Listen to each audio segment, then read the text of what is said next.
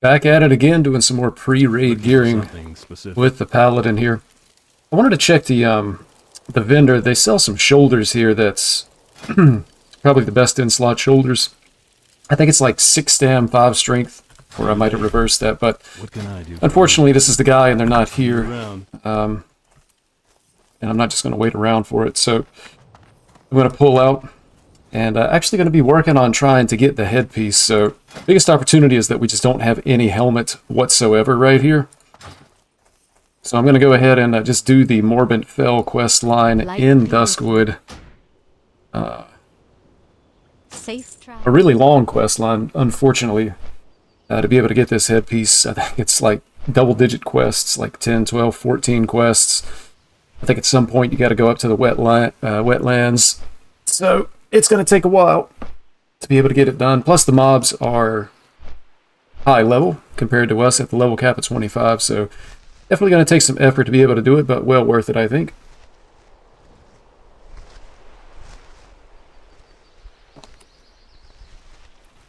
Also, at some point, we're going to have to find a group to be able to help us out. But the one good thing about the Season of Discovery is that it's been popular enough that when you need people for like group content, it's not hard to find people at all. So I guess a lot of people really enjoying Season of Discovery.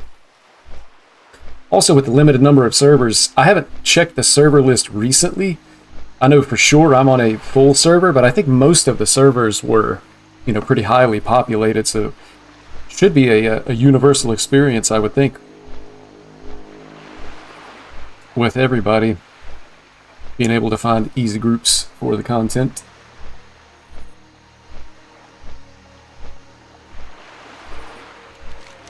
So I'm on Proving Your Worth. I gotta kill these guys.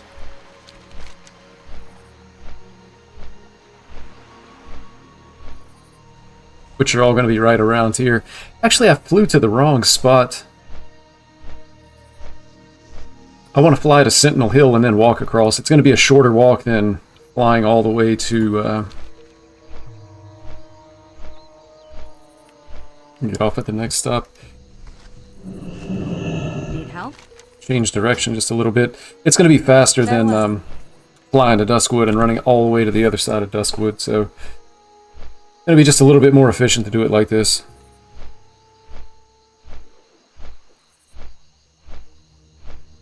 Oh, baby. Oh. Man, so I always like to have a good cup of coffee. And it's one of my favorite drinks. But I just realized I made a horrible, horrible rookie mistake with my coffee. I have a Keurig machine. And I think I reused a K-cup by accident. It's not good. Ugh. The coffee's hot, but it's like halfway watered down because it was made from a used K-cup, man. That's really, really bad. Bruh. Totally lost my train of thought. But anyway... It's going to take a while to kill these. I think all these mobs are like maybe 27, 28, maybe even 29. But once we get down there, I'll see if I can find a group of other people that are in the area. Maybe other people want to be killing this stuff as well. On straight kill quests, there's absolutely no reason to not be in a group. It'll help it go significantly faster. And if other people are doing this exact same quest, then the group may stick together as we, you know, travel around to do the other parts as well. Anything to help speed it up a little bit would be nice.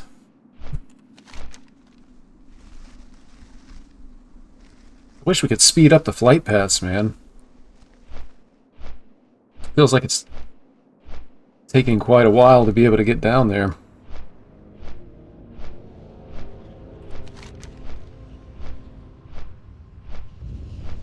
A couple of these things can be found over here, apparently.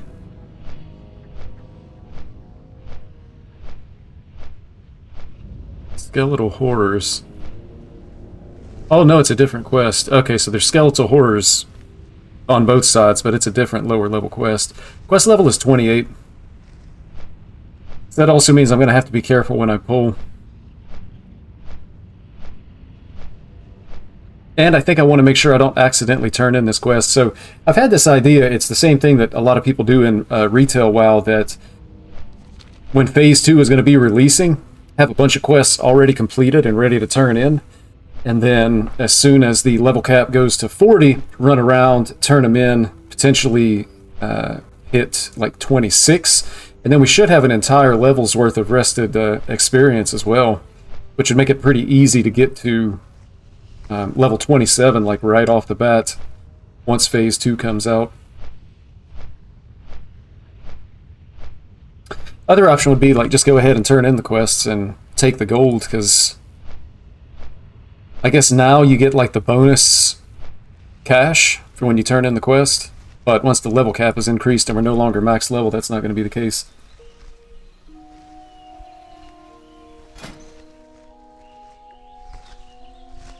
I gotta remember to work on some enchants too. The only thing that I have enchanted right now is the Varrigan's Fist.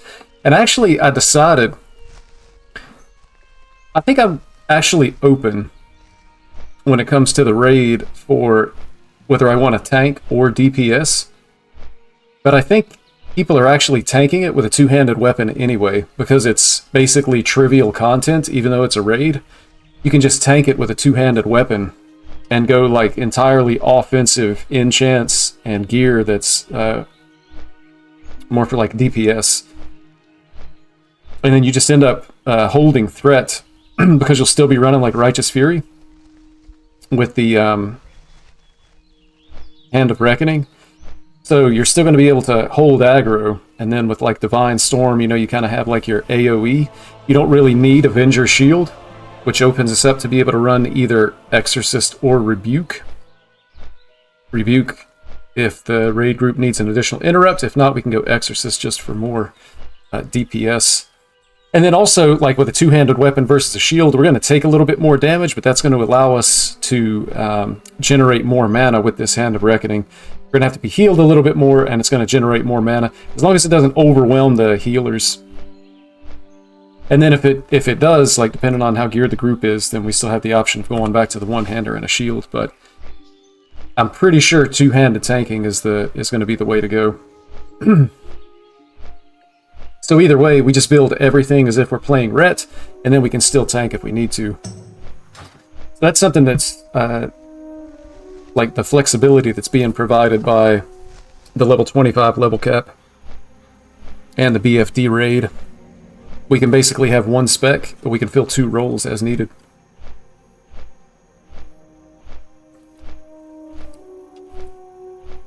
I was really close to putting together a pug to just go ahead and do the raid like as is.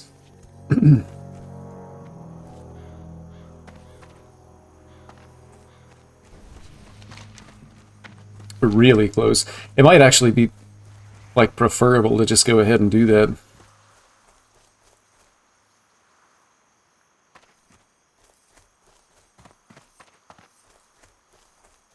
When I look at like the raid and the bosses and the mechanics, everything tells me that you should be able to do it with a pug, no Discord, no nothing. Should be able to, but I guess, you know, the average player is probably not that good. Like, so the first boss, I think it's Baron Aquinas. You fight him basically on a platform. He puts a debuff on one person, and then when that debuff expires, it's like an explosion. It knocks back everybody. But the person that gets the debuff jumps off the platform down into the water. The debuff goes off, they don't knock back anybody, and then they run back up and rejoin the fight. So as long as people are paying attention, you get the debuff, you jump off. Easy. And then he does like a frontal cone attack. You just make sure that you're behind him, so you're not being hit by it. It's one of those ones that's like a turret, where he's just like spraying in front of him. And then, look at this, man. I was just talking about it. About to turn it in by accident. Look at these guys, a 24 and a 25.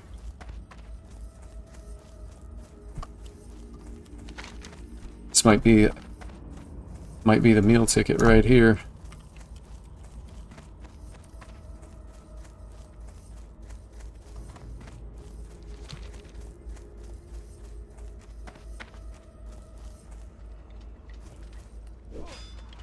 There's actually quite a few people up here.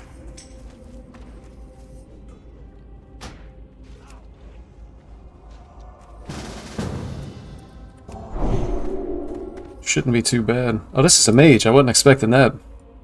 Not quite sure what the reward is for mages.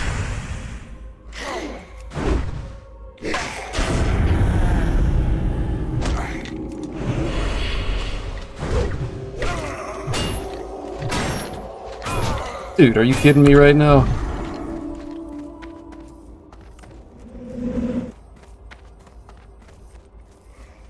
I have no idea what Morlidum is doing over here. Resist? Come on, man. I got hit in the back for like 200 off of a mod that never should have been there in the first place.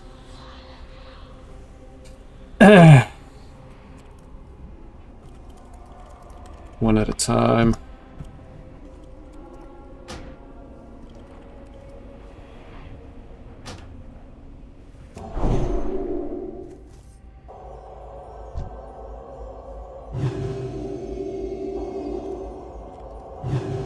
Was this the guy that pulled him? Maybe he feels like he owes me.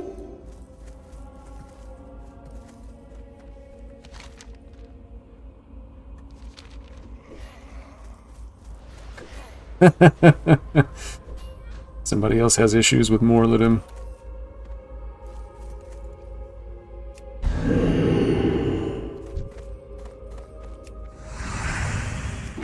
I don't know how I pulled aggro on him. I saw him chasing somebody else away somewhere. Because normally, I thought he was like even farther north than where that house is.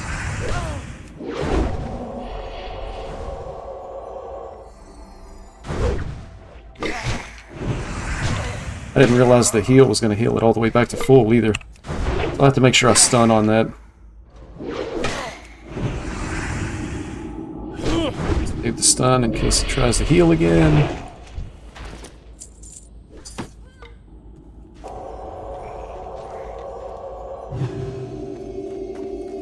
Are you pulling all of them? Yeah, I'm pulling the entire graveyard here, dude.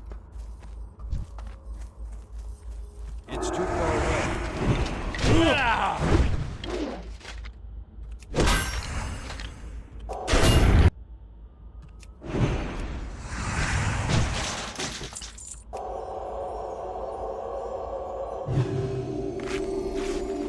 Yeah, that was the wrong thing. Unfortunately, it looks like we're going to be having to drink here quite a bit just to be able to keep our mana up so that we can continue to do stuff.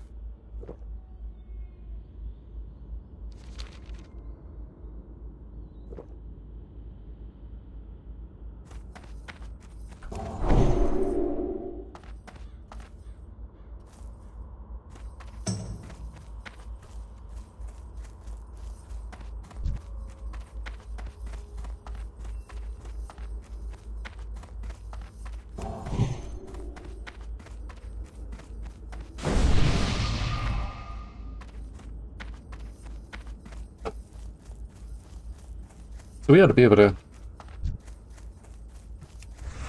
get through this pretty reasonably quickly with 2 people.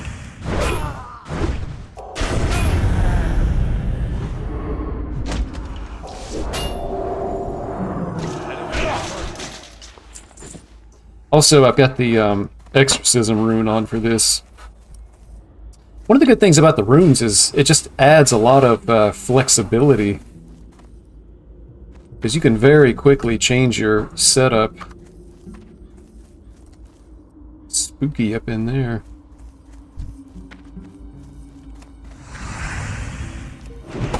But I think, like, you can even... And especially if you're running, like, with a guild run. But as long as people are patient enough to take, like, the 2 seconds it takes to switch out runes... You could change out runes for specific boss fights or specific AoE pulls if you really needed to. For example, like I was very strongly considering dropping Divine Storm for Seal of Martyrdom. Because, like, in these situations, I'm probably not going to use Divine Storm. It's going to be a drain on my mana, and I'm only going to be pulling, like, one minion at a time anyway.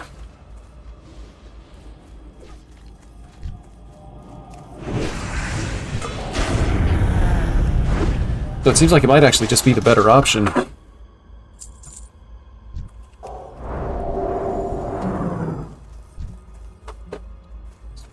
That's not what we need.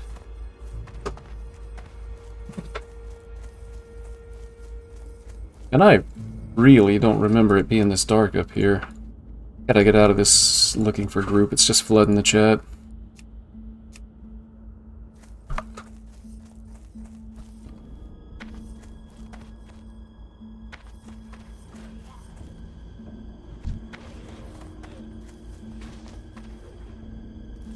This is actually going to take a lot longer than I thought because there's actually just no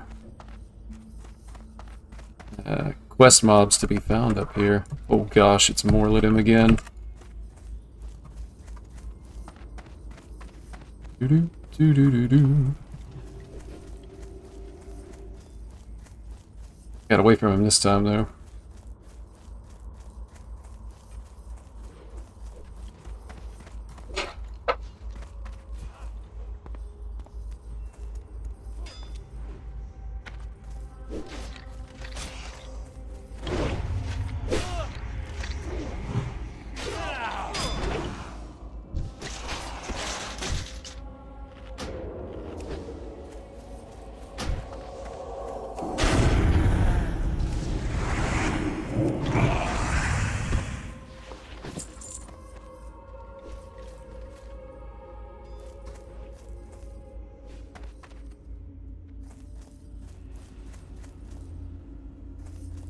There has to be more spawns somewhere else. Skeletal Raiders and Skeletal Warders.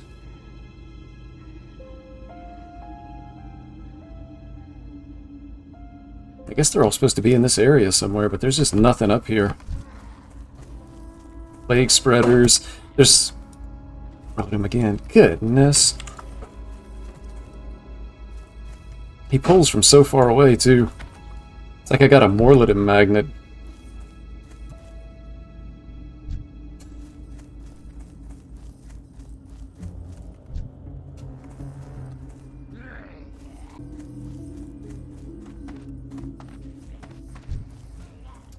So yeah, this is definitely going to be a, a pretty big time investment to be able to go through this.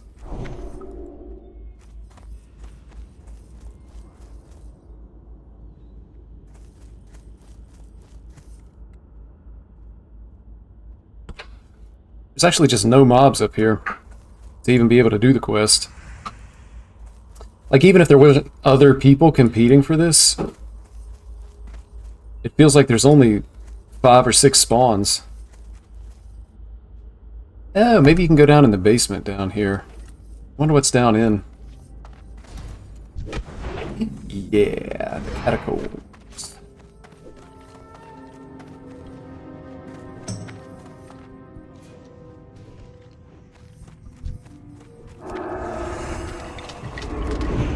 Oh, now that makes more sense then.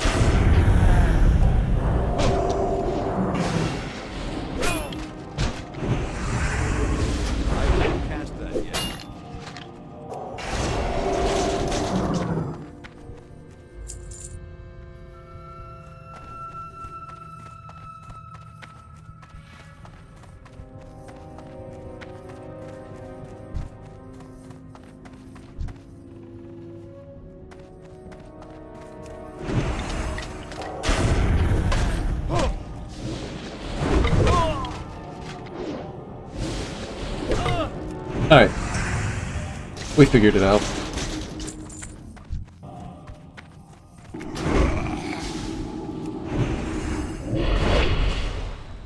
That spell isn't ready yet. Gotta remember to stay topped off here though, because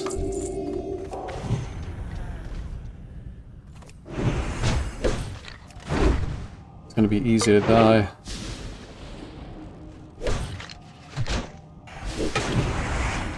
So that's the last the last warder that we need is going to be right there. And then we just need to find like another 12 of these guys and we're going to be set.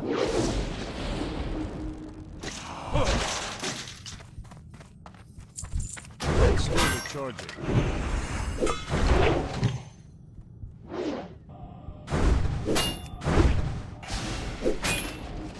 Yeah, those resists are an issue. And my understanding is, I'm gonna have to drink here as well. So we only need another 8 of those. My understanding is that, like, casters in general are performing poorly in the raid. And, that's one of the reasons why is the resists of the higher level mobs. Like, melee DPS is performing significantly better. Which would kind of make me think that Paladins are probably somewhere in the middle because it's a mix of spell damage and physical damage. But from what I've seen, Warriors are like just running away with the raid. Which I guess doesn't super matter. Like which class is on top. But it is a little bit problematic to me that they would have like casters being so bad. Like hunters are good, rogues are good, and then warriors are also performing really well. But then at the bottom, it's like all of the traditional, like, you know, mage, warlock, boomkin, and whatnot. Doesn't really seem like there's anything else down this way. So now we're just waiting for respawns. Circle back around.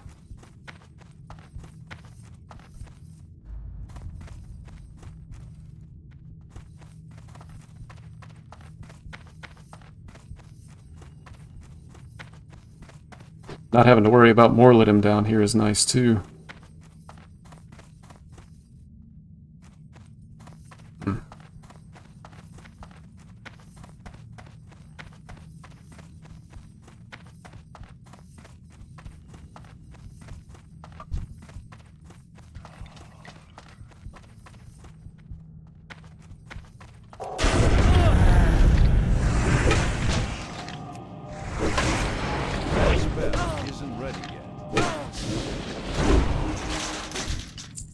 I wonder if it's worth it to kill these just to get, like, extra respawns. Maybe they respawn as raiders.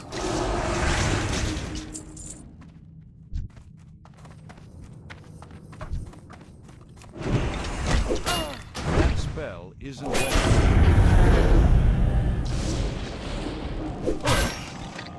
Hey, Cax! What's happening, man?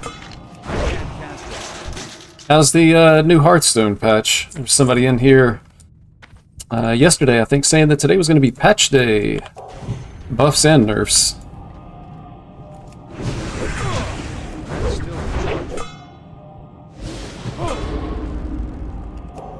Is it worth checking it out?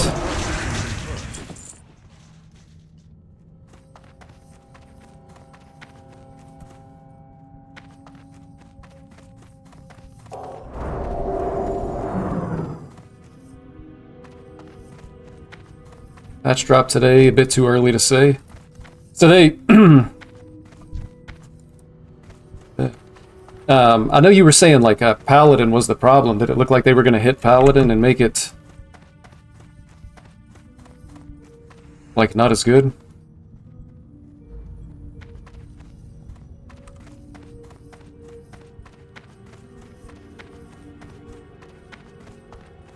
Also, I need to figure out, like, what's the fun deck to play, man? The most fun deck that's in the meta. They barely nerfed Paladin. Well, that's totally on brand. I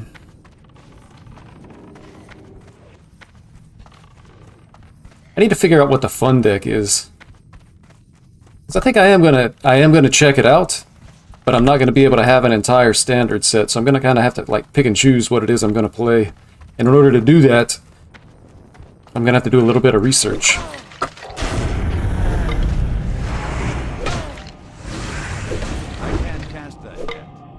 But I think I'm not necessarily concerned about, like, what deck is the strongest, but what's actually fun to play. Most fun right now is probably play some Highlander decks.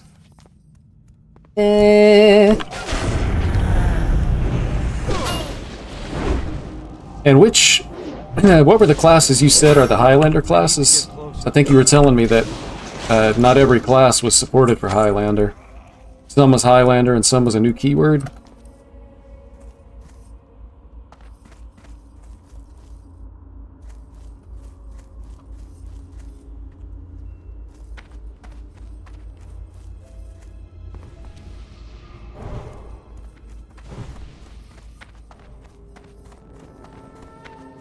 Demon Hunter, Hunter, Paladin, Priest, and Shaman. I always liked Hunter. Maybe I could check out some Hunter. I think Hunter's actually my most played class out of all the games that I played in Hearthstone.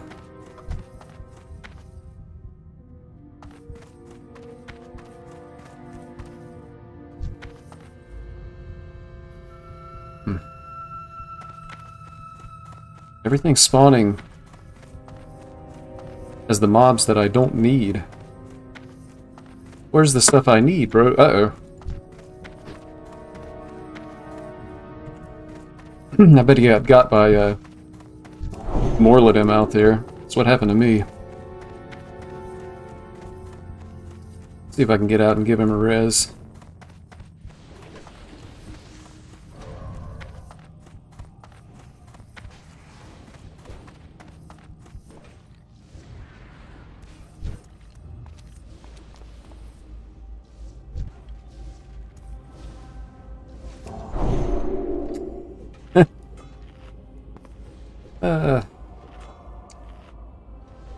If you feel like it, definitely missed the good old Hearthstone content.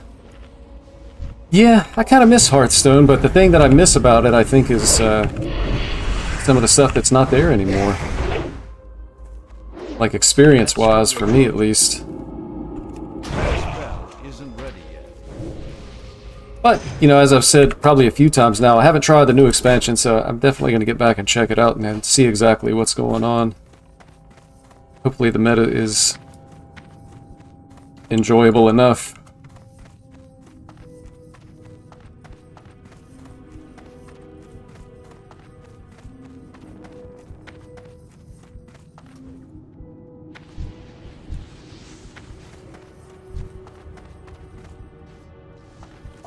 I guess I'm just gonna start like killing stuff just to be able to get the respawns. What is one back there?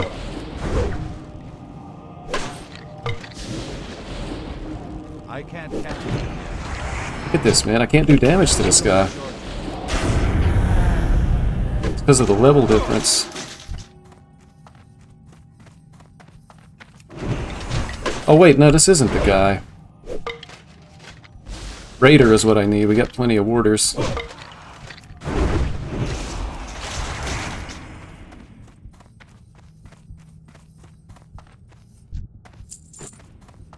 But clearing for respawns is probably going to be one of the better things to do. There we go. I did it again, man. I'm a goofball. I thought this was what we needed, and it's not.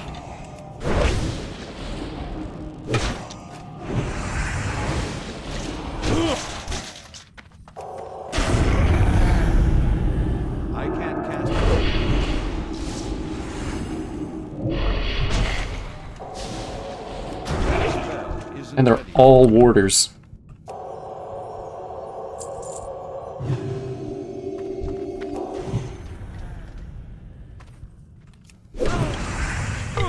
Still recharging.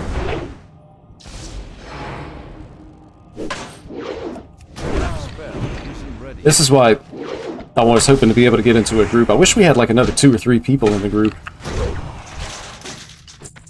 But you just struggle to do damage because like resists, misses, parries, and whatnot. I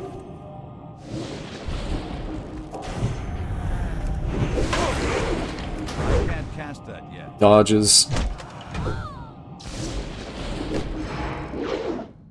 It's still recharging.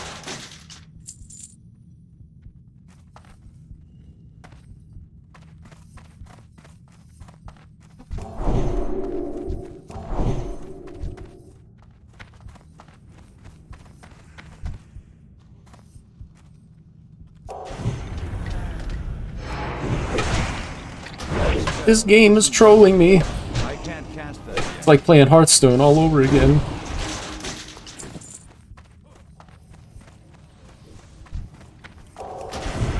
Finally. Here's one. How many more do we need? Well, I guess we need 5.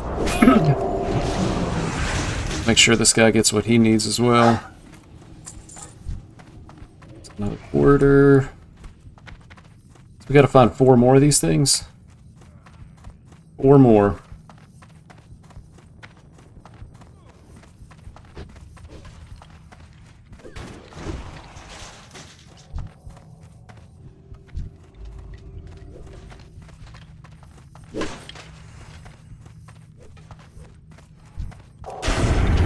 Three more.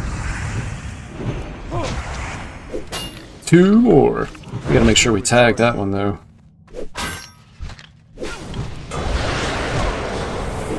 Only 1 more after this.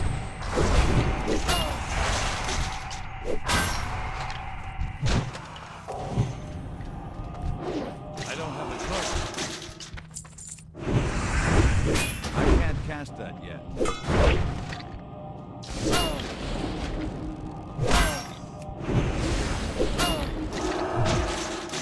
Alright, 1 more. Some movement. There we go.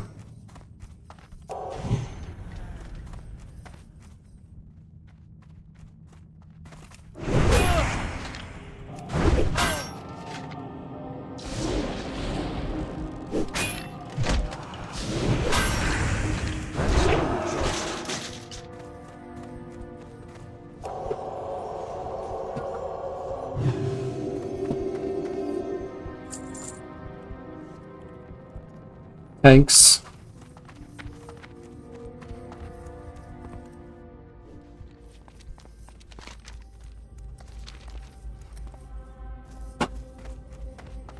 Yo, can I make the jump? Whoop. Third tries the charm.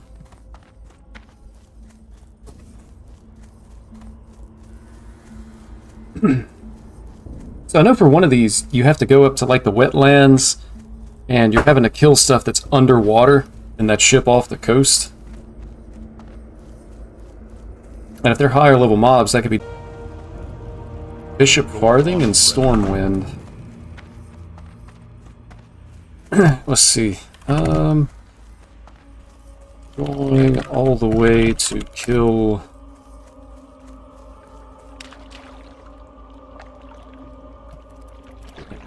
all the way through quest chain, if you want to stay party. Leave it up to him.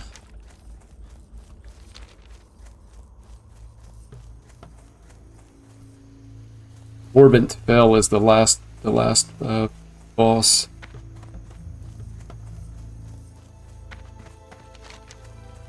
See, look, this guy's going the wrong way. He's going for the turn-in. The turn-in's in Stormwind, if I read that right.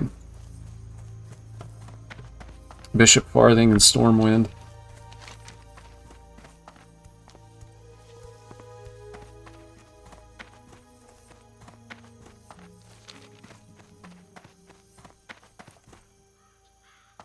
So I might actually end up slowing myself down by staying in a party with this guy.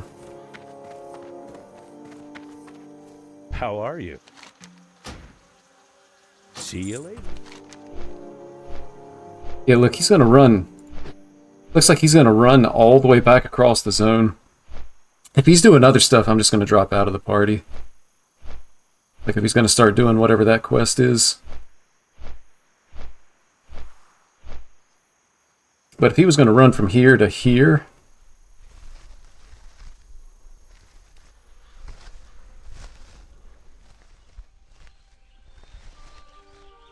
yeah, I don't know what this person's doing.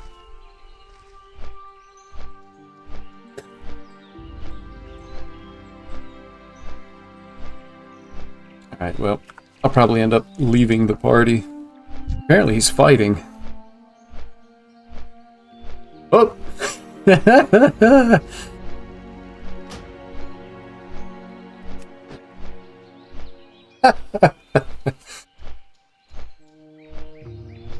Oh my gosh.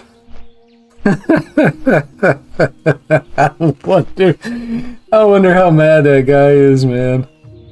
I mean, it's his own fault. What are you doing? Supposedly, we're both, like, going all the way through the quest line. He walks over, doing who knows what, and dies, man. And then I left the party.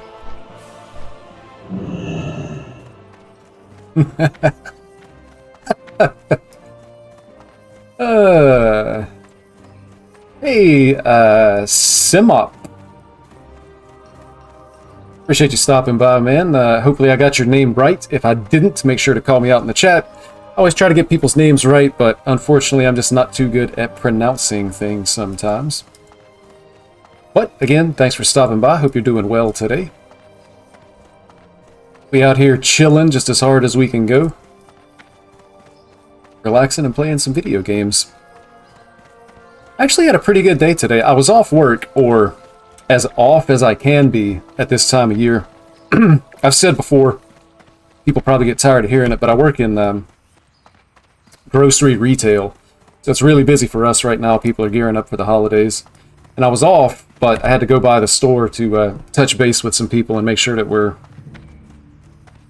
you know, going in the right direction for the holidays. But other than that, I think today's my last day off until Christmas Day. So I'm going to be gearing up for some tough days at work. So I'm trying to relax as hard as I can between now and the time I have to go in tomorrow. Have a good one. See you around. Yep, Menethil Harbor and the wetlands. As expected.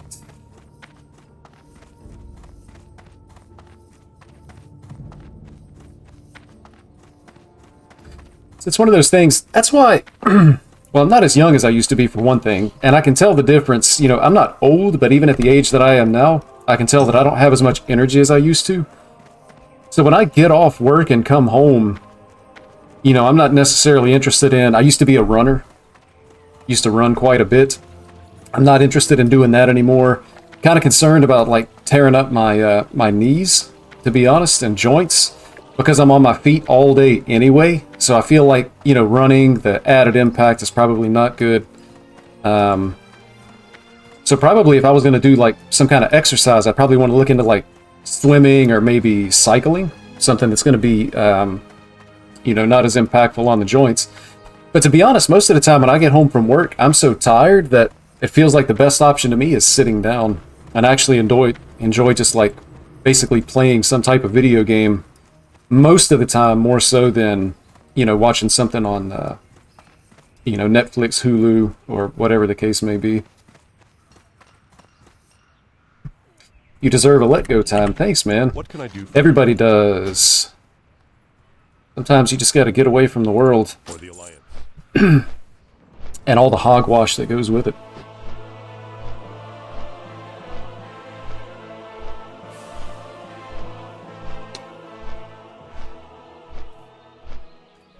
So anyway, I always find it relaxing.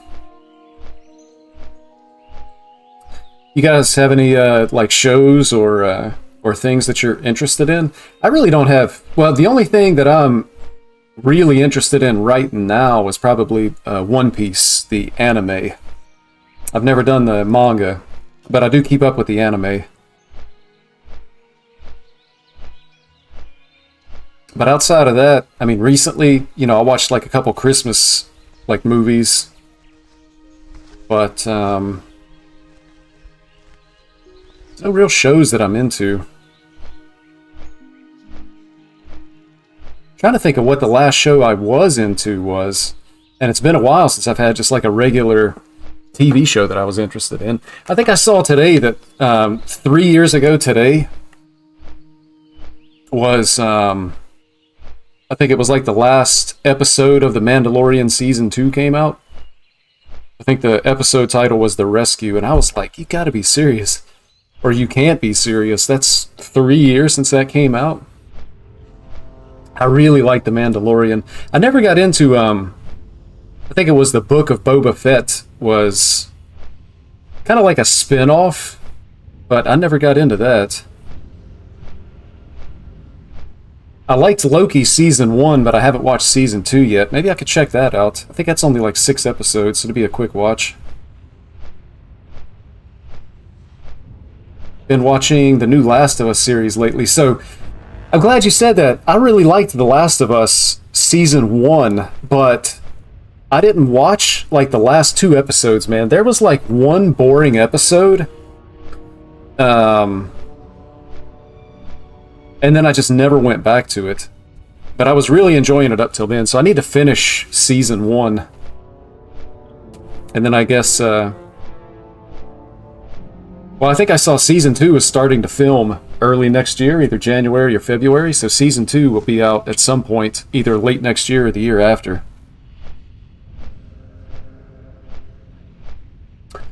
Oh, I know what it was. So the last show that I watched, again, this is, well, I don't know if it's an actual anime, but it is a cartoon. But Invincible, Season 2. They released the first 4 episodes, and then they're on hiatus. There's going to be, like, I think another 4 episodes, maybe next year, January, February. I was really liking that. It started off kind of slow, too, but then it picked up really quickly for me. I think around, probably like episode 3 and 4 were really good. And Cax, that was one good thing, like for me, when it came to The Last of Us. I've actually never played those games, so when I was watching the show, it was something that was totally new for me. And I've always kind of enjoyed the end of the world theme and like zombie movies. But a lot of times that type of show is in danger of getting really repetitive. Like I loved The Walking Dead for like the first several seasons, and then it kind of felt like it was the same thing over and over again, like there's just a new bad guy that they have to face down somehow, and it kind of got formulaic and boring at some point. But like with The Last of Us, I have no idea what's going to happen, and it's actually just a really good story. Like some games are so well written that they're better than the movies and shows that you see coming out. So it's really like come into its own as a medium for storytelling when the developers, want to go that route. World of Warcraft, I had to see the story through. But then after that, for me, it really kind of struggled to have an interesting story. Believe it or not, I have not watched The Walking Dead. It's enjoyable, man. I would say if you like those kind of shows. Now, it is kind of gory. I don't know how you feel about like gore and, blood and guts type stuff. But as long as you don't mind that too much, I would say definitely give it a try just to see what you think. Now, I was actually the same way with Game of Thrones. I had no interest in Game of Thrones until I think halfway through when the last season was being aired. I'm like, well, let me see what everybody's talking about. And then I went back and I watched it. And I think we watched it all the way through. But, kind of that last season got a little bit disappointing. But that was one of those things where, like, I just held out for a really long time. But the good news is, when you hold out on a show like that, then you can binge watch it. You got my attention. Watch your back. Let's see, search the wreckage. But the Flying Osprey. That's the one that's off the coast.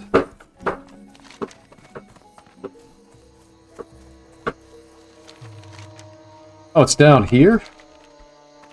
It's a good thing I looked, because I thought it was to the north. How do you feel about Vikings? So good in my opinion. I liked it, but I didn't see the whole show, and I'm not even totally sure exactly at what point I stopped watching. Yeah, look at this guy hiding under the water. Oh, I didn't realize he was ranged. Is too far away. That spell isn't ready yet. Yeah, I'm not sure exactly at what point I stopped watching. I remember... Was it Ragnar was the main character? I remember, like, his brother basically joined France. And I saw them, like, lose. The Vikings lost the attack on France. Somewhere around in there was when I stopped watching. Cast that yet. So I think there was actually a lot of good stuff that I maybe missed. So I could go back and watch that. And that's another... I'm gonna top off. That's another theme that I like the Viking theme, that time frame, I found really enjoyable too. I really liked... What's that called? This was another anime slash cartoon. I don't know what exactly makes an anime, to be honest. But there was one that was based on Vikings. That spell isn't ready yet. It was only 2 seasons, and I just finished it. Which it was weird, because Season 2 was totally different from Season 1. That's still recharging. That spell isn't ready. What's the name of that show?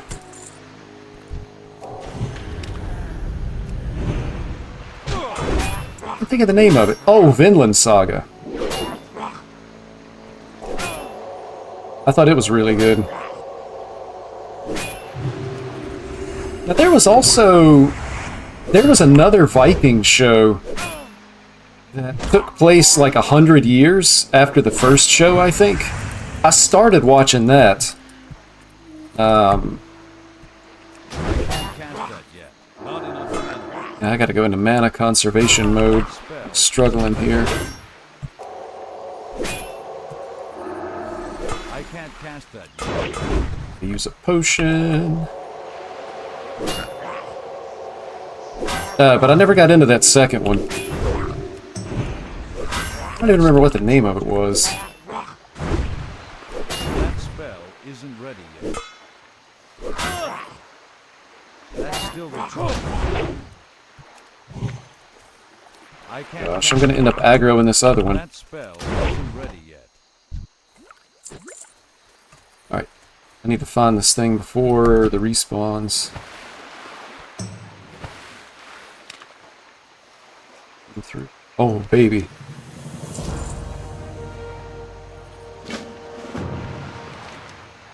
Five light forged. Only I've got one.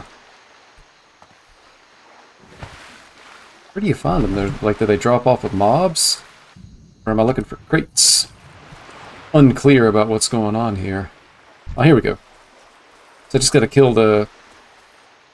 Just gotta kill the murlocs.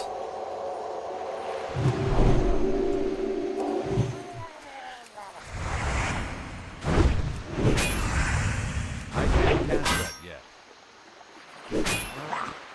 I'm trying to think of what else is good. That's still recharging. I wonder if I'm going to see that guy show up, that mage that I was in a party with.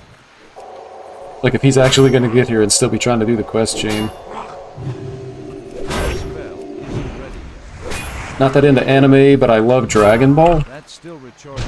Yeah, Dragon Ball is pretty good. I never watched the majority of what I think was the newest one.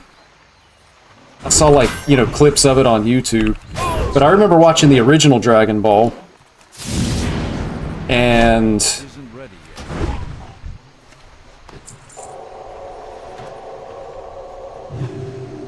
see, the original Dragon Ball... Oh, and Dragon Ball Z. I love Dragon Ball Z. But Dragon Ball Super, I think, was the more recent one. That I didn't see so much of.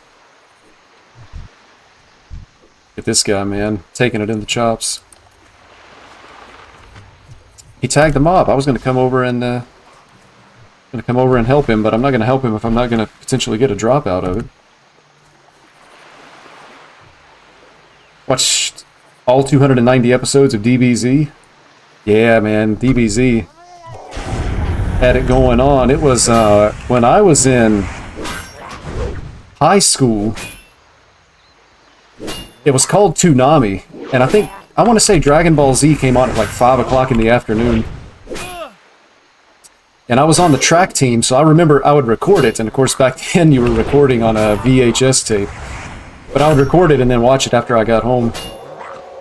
Funny thing is, as much as I love One Piece now, I'm pretty sure One Piece was on that Toonami at some point, and I saw it, and at the time I was like, this show is so stupid. That guy's holding a sword in his mouth. I can't cast that yet. And now I can't get enough of it.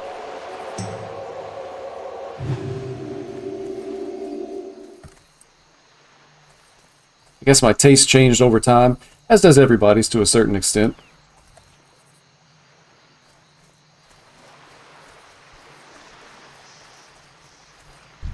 Murlocs. I need to get closer.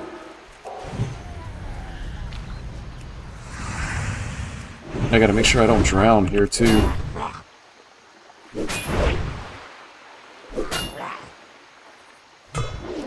spell is Yeah, One Piece. I think the one that I just watched, the most current one, is episode number 1080. it's too far away. There is a lot of One Piece episodes, and that's the people that I've talked to that aren't, Spell. that just haven't watched it. They're just intimidated by the number of episodes. That's still recharging. I can't cast that yet. But it's been, I'm not like super into anime. I do have a few that I like, and that I've watched, but I'm not like big into it. But it was told to me that there's 3 that are kind of like referred to as the big 3, and it's because of like they're popular. There's a lot of episodes. They're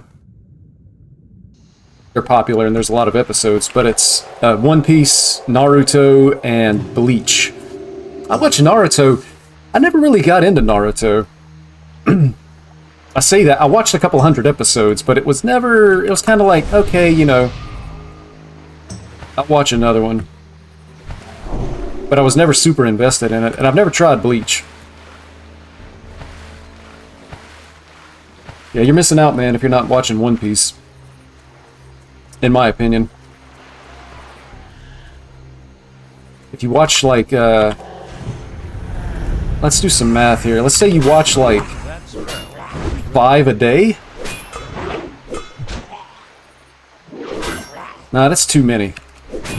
Say you watch it for an hour a day, you could probably watch 4. And it's on Netflix. So in an hour, you could watch 4, an hour a day.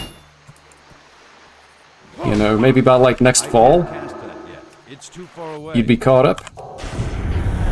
That's still recharging. He's still not dead. Oh my gosh. I'm out of range. I pulled.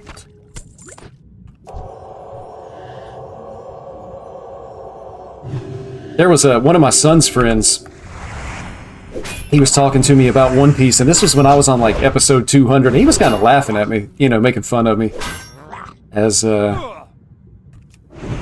know, as you might.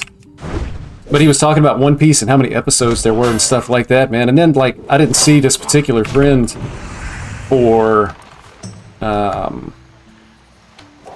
few months, and then next time I saw him, he was wanting to talk about One Piece. He was like, yeah, man, I watched it. It's really good. So then, like, he would come over, like, stop by after work or something. Him and my son were going to hang out, and he'd be hanging out with me talking about One Piece. Man, it's taken me forever to kill these stupid Murlocs, and they're not even dropping the quest items I need. Yeah, so I actually have 2 sons, and my oldest son, the one that I was just talking about, has actually just joined the Air Force. So super proud of him. He's off at basic training actually right now. So he's going to be holidays in basic training this year. So definitely missing him, but super proud of him at the same time.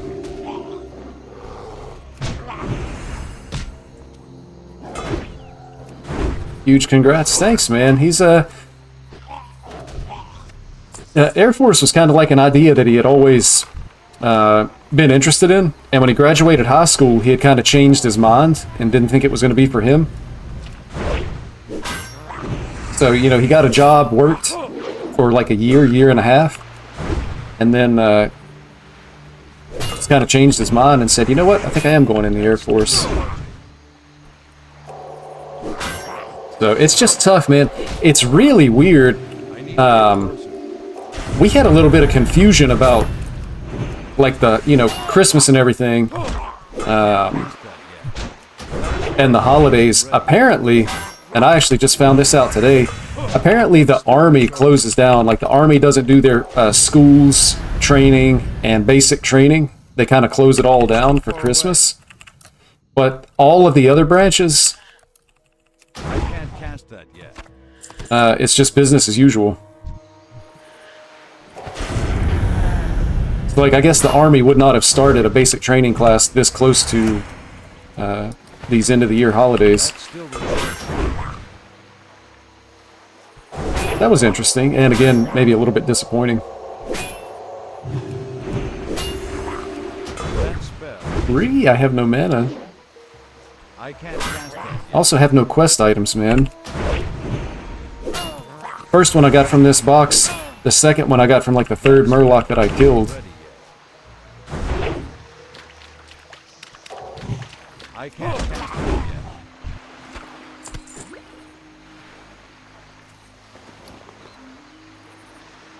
What's these melon juices? I'm gonna save my good juices here.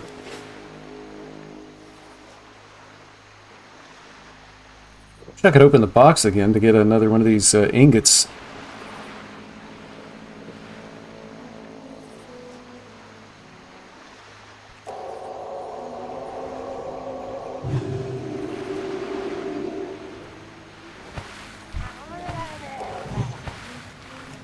That's still recharging. That spell isn't ready yet. I can't Warriors and Celtics face off tonight. Starts at 4 a.m. That's still Oof. recharging. Man, the Warriors are terrible, though.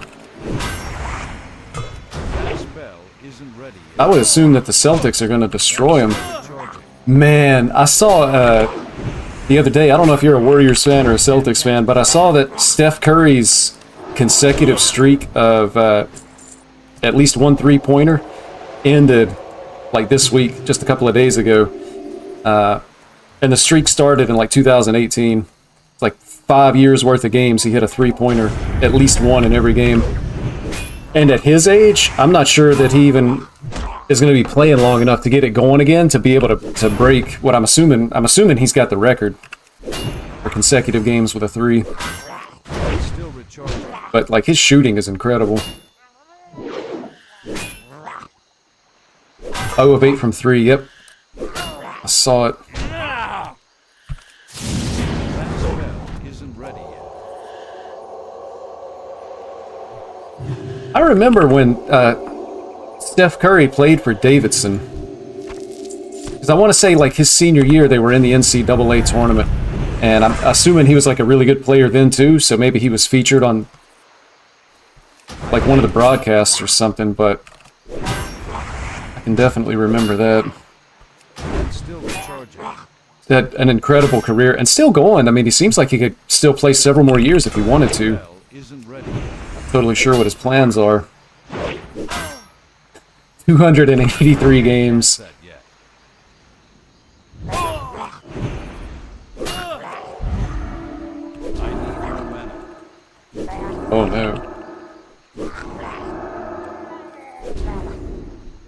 Oh no. I think I just died. I'm not going to be able to drop aggro fast enough.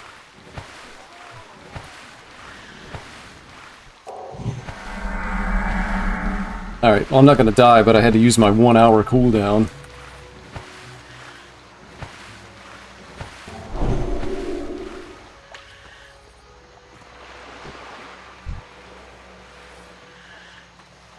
Come on, man. Are you an NBA fan? If so, which team are you supporting? I haven't really watched the NBA in a long time. Probably like 25 years ago, I would have said I was a Celtics fan. but I'm really more invested in college basketball than NBA basketball. It almost feels like a totally different game to me whenever I watch it. I love the playoffs, though. So when it comes to the NBA, I'm not sure that I really support any one team more than the other. But for college basketball, I'm a Carolina fan. Which it's been, man, the last like 10 years as a Carolina fan, there's been like a lot of times to be excited about, and then there's been a lot of bad times, man. I swear, they blew the biggest halftime lead ever against Kansas year before last. It was absolutely awful. And then they should have went back-to-back. The last national championship they won, it should have been a back-to-back championship, but the year before that, they lost what I would consider to be a hogwash style of game that they should have won.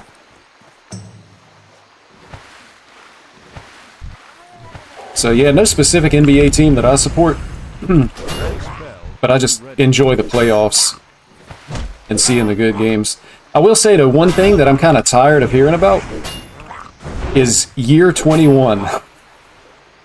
Every time Bron does absolutely anything, the LeBron fans are like, year 21! And I get kind of tired of hearing it. I can't cast that yet. I need to get Like, you know, good for him. I'm glad, and I'm enjoying watching it and seeing, he's really like pushing the limits of what somebody can accomplish as far as age in the NBA. that spell. But the LeBron fans are just so obnoxious, man. Cast that yet. It almost makes me sick to my stomach. Clippers are hot. They started 0-5 when Harden joined. Man, I saw, I think I saw that, man. Kawhi Leonard's been playing pretty good, too. I think he plays for the Clippers now. This is an issue. That spell isn't ready. Resist. Chewing up my mana. It's still recharging. Cooldowns. So I gotta conserve mana because I'm gonna have to continue to heal here. Yeah. That spell isn't ready yet. That's still recharging. Miss. Resist. And this thing is fast too. Oh my gosh, he's gonna aggro another one. Year 21, man. I just... getting sick of seeing stuff about year 21. I can't cast that yet. One of these things has to die. It's just too much damage. That spell isn't ready yet. I'm having to save my mana to be able to heal, and I'm stuck. Walking the plank. And the other thing is, like, when I think about LeBron James, again, just, like, amazing career. But for the people that, there's always, like, the Jordan versus LeBron debate. For the people that are making the argument that LeBron is the greatest of all time, I feel like they do themselves a disservice by focusing on, like, his longevity stats, like, how many points he's scored. Like, yeah, that's incredible, it's impressive, it's a great feat. It's not going to hold up forever. I'm out of range. Like, it's just not. As sports science continues to evolve, and, sports medicine continues to evolve,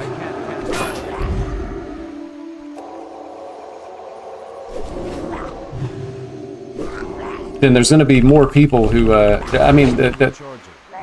it's just not going to last forever. That spell isn't ready yet. That's still recharging. So I think if I was going to argue that LeBron is the greatest of all time, you got to argue, like, what has he done that's changed the game?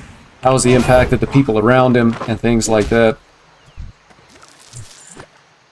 Again, not to take anything away from what he's accomplished, I just don't think that that's where you make the argument for greatest of all time. That spell isn't ready yet. It's incredible how Braun still plays at a hard level and doesn't show signs of slowing down. Might be biased, but my goat is Curry. I can't cast that yet. Curry's definitely a good player. I mean, he's got to be in the argument for one of the greatest shooters of all time, for sure. But typically what I see is when people talk about, like, greatest basketball player of all time, it comes down to LeBron and Jordan. And then you have a few people out there that say Kobe Bryant belongs in that conversation with Jordan and LeBron.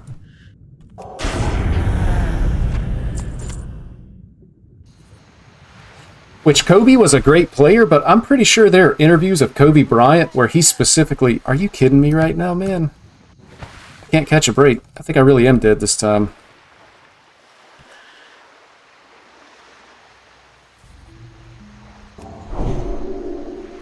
Alright, as long as it's only physical damage, I should be able to escape into town. There's like interviews of Kobe Bryant. I'm almost positive. Get me if I'm wrong. But where he says that he patterned his game after Michael Jordan. Like, he tried to make himself a Michael Jordan clone. Now, obviously, he accomplished, like, an incredible amount. But just the very fact that, you know, Michael Jordan inspired him so much. And I would assume that Michael Jordan inspired LeBron James as well. So, like, isn't that another thing that goes in favor of Michael Jordan being the greatest of all time? I mean, he inspired the other two players that are part of that conversation with the things that he was doing on the court as they were younger. Definitely best shooter ever, currently sitting at 3,500 threes. Yeah, and I think, isn't like nobody else is even at 3,000, right? And there's only one or two other people that are over 2,500. Ray Allen is second, 2,973, yeah. It's incredible, man. I think I saw, before his streak was broken, Curry said something like, they asked him, they were talking about the threes and 3,500, and I think he said, every three that I hit now is a new record, so it's kind of whatever.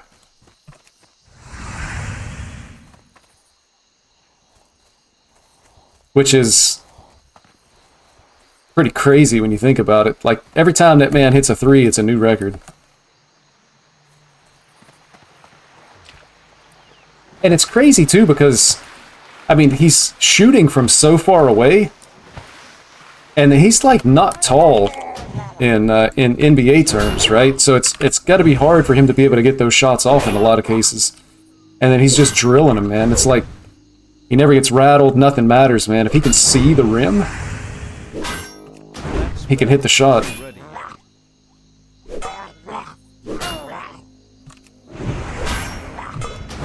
cast that yet. 6'2", 180. Yeah, 6'2" is... not all that big for an NBA player. That's still be charging. Finally. Because I think you've got, well, like... Yeah, he's probably routinely being guarded by people that are like 6'5" and above, 6'6" and above. You're giving up 4 inches plus the extra arm length, man. It's just hard to get shots off like that. Like, honestly, being tall in basketball is a cheat code. So it's just impressive, like, how he's able to do it. Constantly moving around screens, hard to defend. Get a shot up, look away, and celebrate while the ball is still in the air. You know, there's other people that have tried to do that, and they just make themselves look like morons, man. Like, they shoot and they turn around and they're celebrating, and it's like air ball or brick or something. Safe travels. Get back to Stormwind. I never saw the mage, man. The guy that I abandoned when he died. I guess he just gave up. Can I help you? Safe travels.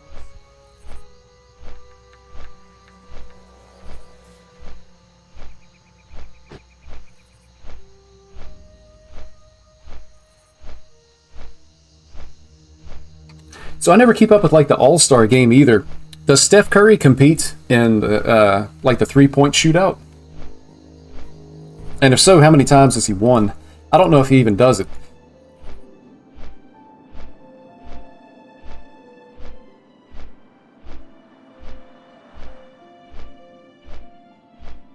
Every time I think about the three-point contest at the All-Star game, I think about Larry Bird and the story.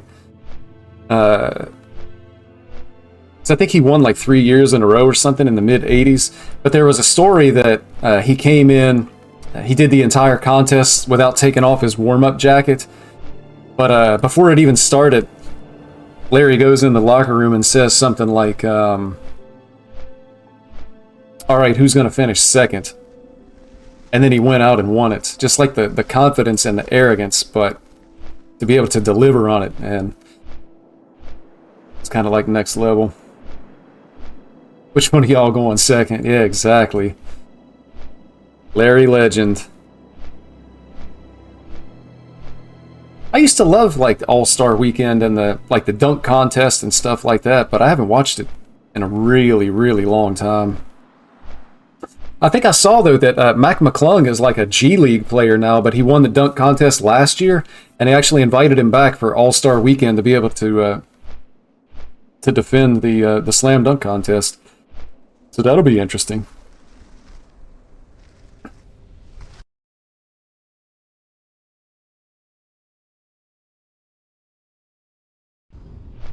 But that's tough though, man. You get like basically demoted to the G League and they invite you back to the All-Star game because of the dunk contest, man. Like, if it was me, I'd almost be like embarrassed to show my face. Like, here's the best players in the league, and then here's me that got demoted, basically.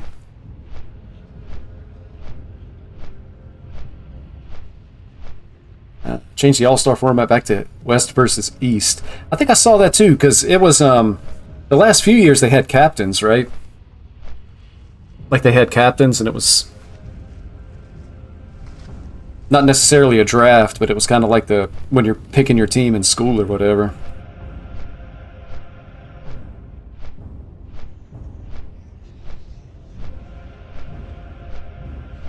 If it's East versus West, who's favored? At one time, it seemed like an overwhelming amount of the best players in the league played in the West, but these days I'm not sure. I know the Celtics are stacked. The Bucks, I think, play in the East. That's how little I follow the NBA, man. There's some of the teams I'm not sure if they're East or West even. Easily the West? You think the West is easily favored?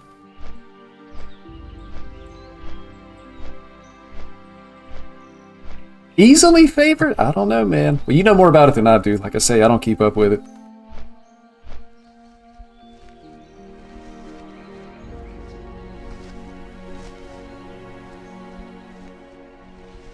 But I'm also not sure how seriously those guys take that game.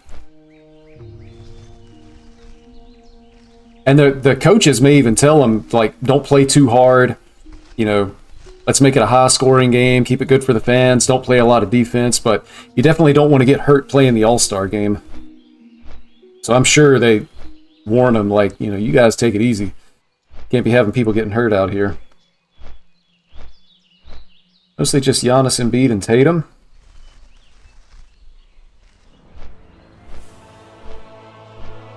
So in the West, you got, like, Joker, you got Curry. What about, are the Mavs, do they play in the East or the West? I know the Mavs have Kyrie, they have Luka. I would assume those guys would be, like, on the All-Star team as well. Mavs are in the West.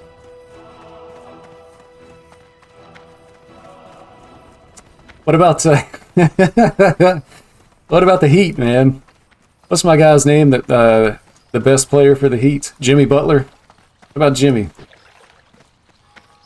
Jimmy might be giving it to him in the All-Star game.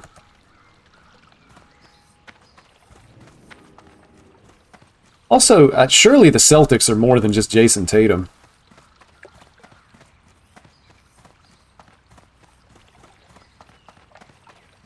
Because the Celtics picked up what's his name that played for the Bucks, right, in a trade? Or am I thinking of the wrong thing?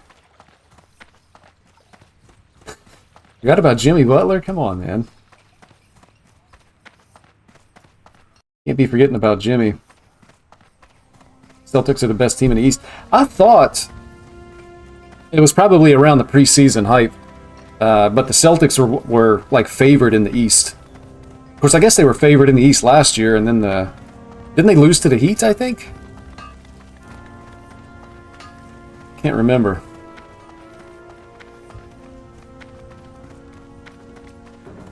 But favored in the preseason doesn't really mean anything. Anyway. Well met. Keep your feet on the ground. And I think a lot of it is still See you soon. Safe travels. back to Duskwood by way of Sentinel Hill. Yeah, J-Rue Holiday, that's who I was thinking of. Yep, they picked up J-Rue Holiday.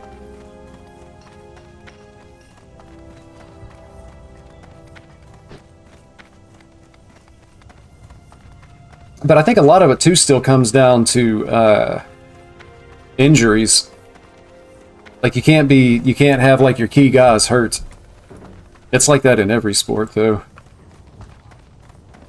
Man, talking about the other side, what about the Pistons, man? They're like they were 2-24. I don't know if they've lost another game since then.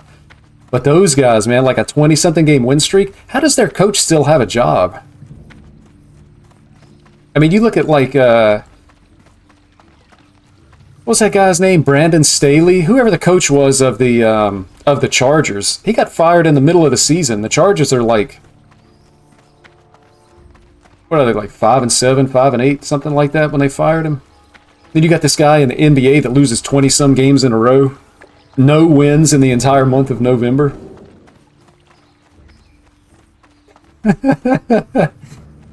Coach still has a job, man. They're sticking with him. Good for him, I guess. 4 years, 20 million, so don't think they want to fire the coach? I don't know, man. Yeah, maybe they're cheap. Like, maybe they just would have to pay him his contract or something, and they don't want to do it. The other thing is with the NBA, and let me know if I'm wrong about this, because again, it's, you know, not the main thing I keep up with. But in the NBA, their draft is like a lottery. So even if you're the worst team in the league, you're not guaranteed to get the first pick. You go in the lottery, and so you could be the worst team in the league and get like the 13th pick. So it's not even like they could have a plan. All right, we're gonna get the number 1 pick in the draft or something. They're just terrible. Also, I'm not sure that I buy into the idea that certain teams tank to try to get a better draft pick, like in the NFL. Maybe they do, but in order to play in these professional sports leagues, you have to be like super competitive, super hardworking. Like just thinking about the individual players on the team, there's no way those guys would be comfortable losing to the point that they would say, all right, let's lose on purpose because there's always next year. Like, I really find that hard to believe. The mentality that you have to get to that level, I just don't believe that they would go along with that, to do it on purpose. Pistons was the worst team last year, ended up being the Spurs getting the number 1 pick. I didn't realize the Pistons were the worst last year. I knew the Spurs had number 1 because it was like guaranteed that they were going to take Wemby. Funny thing is, it's going to be interesting to see, but Wemby may not even win Rookie of the Year. He was kind of like the consensus shoe-in to be the number 1 pick, but I know Chet Holmgren is having a good year as well. And I want to say there's somebody else. Can't think of his name. It might be like Jimenez or something like that. He's also having a good year, like not on the same level as Chet Holmgren and Wemby, but you know, just a really solid year for a rookie. Yeah, the 23 draft class is good, and it's good to see like that level of players come into the league. When you look around and you're seeing like, you know, LeBron probably only has a couple years left, Curry only a couple of years left. Like a lot of the biggest names are going to be leaving the game soon, and then you have like Joker. He's insane, talent level wise, but he doesn't have, his game isn't flashy. And I've seen him in an interview. He's like, I don't try to run fast, I don't try to jump high, I play basketball. Something like that was what he said. So he doesn't have that kind of flashy game that you would want necessarily him to be like the face of the NBA. Finally. That's what we want right there. For the Alliance. I'll have to find a group for this. But, Joker's still relatively young, but he's, every time I see like stuff in the off season about him, you know, he goes back to Serbia and he's like racing horses. He's big into horse racing, and I kind of wonder at some point if he might, while he's still young and could still play, say, you know what, I've made a ton of money. I think I'm done. I'm going to go and enjoy life. And then you have like Luca. He's young. He's like 24, but he's always talking about how tired he is and stuff like that. And then he's another one that it seems like they have concerns about his conditioning. Like maybe he's not taking care of his body as well as he should to be able to have a long career. Even our number 19 pick is playing extremely... Who was the number 19 pick?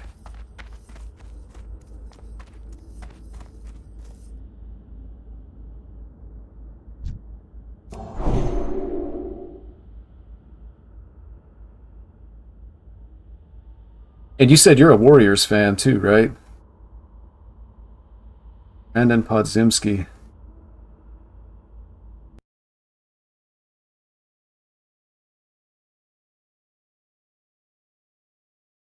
Yeah, I'm not familiar with the name.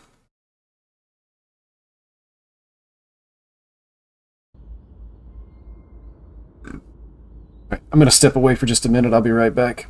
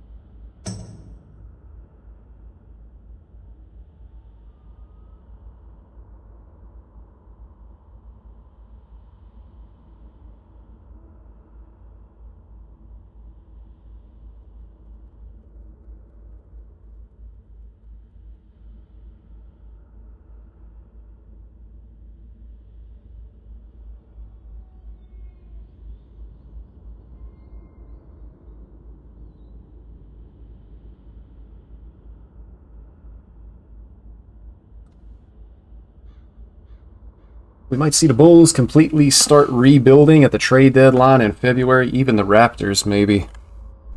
Aren't the Raptors, like, totally trash, though? Who was it? What about the Grizzlies? Aren't they trash, too? Who was the team that, what's-his-name played for? What's the guy's name, man? He does that... Oh, Dylan Brooks, I think is his name. The guy that just, like, stands on the sideline staring at people in the pregame warm-up. Didn't he play for the Grizzlies last year? I think their team is bad, too. If I remember that right.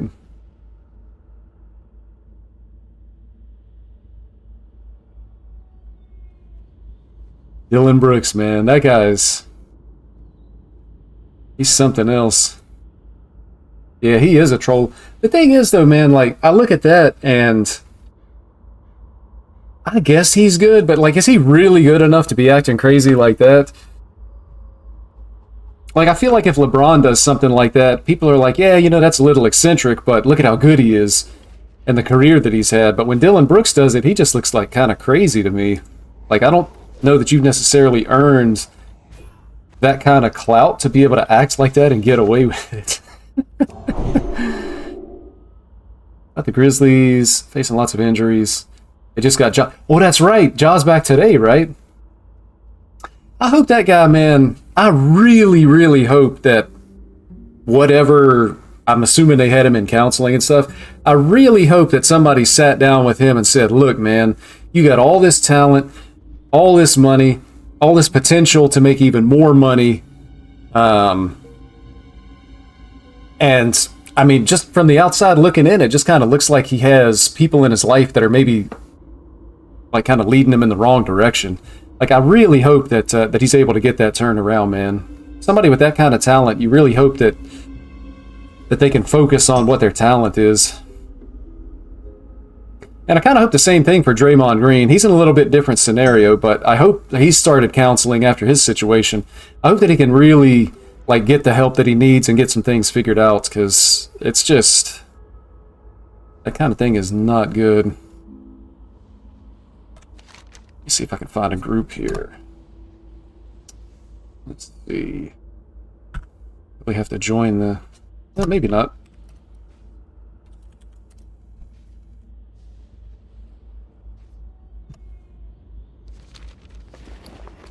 I gotta use... Yeah, I gotta use the item on the mob. Or somebody does, because I think it takes him from an elite down to a normal mob. The problem is he's got like guards with him and stuff.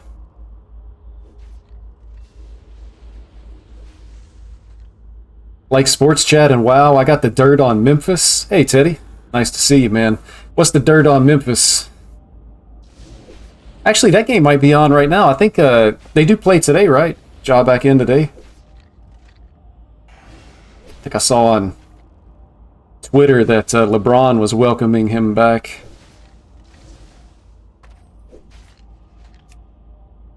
Let's see, let me join this other looking for loot channel again.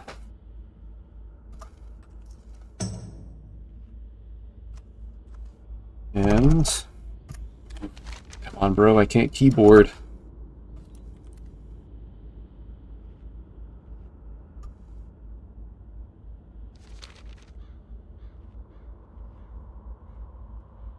Playing right now against the Pelicans. Man, the darn Zion Williamson is another one, man. I hope he can kind of... I don't know that he has like actual like issues, other than I keep seeing things about like his conditioning and stuff like that. Memphis brought out the Dolphins before then the Steelers got greedy. Cincinnati took Memphis players to Super Bowl 23 before Reggie White made it. Ooh, you're going way back, man. Super Bowl 23. Man, I saw, speaking of Zion Williamson, man, I saw a quote from Stephen A. Smith, man. Stephen A. is crazy. I like watching him just to see what he's going to say. Sometimes he's like on point, but most of the time to me, I feel like he's almost like a content creator that you would see on Twitch or something, like saying the craziest thing that he can say just to try to get like views and stuff. But this Joker was talking about like Zion Williamson. He's like, this isn't a rumor. I'm quoting people. The word on Zion Williamson is that like people that own restaurants in New Orleans, they're friends with him. They want to meet him. Word on the street is that man will eat the table. I was like, oh my god, this man was going crazy. Tonight is Boston and San Francisco, and the Kings versus the Sharks. Both sports main event tonight in San Francisco. Yeah, Teddy, we were talking about that a little while ago, man. Big time game with the Celtics and the Warriors tonight.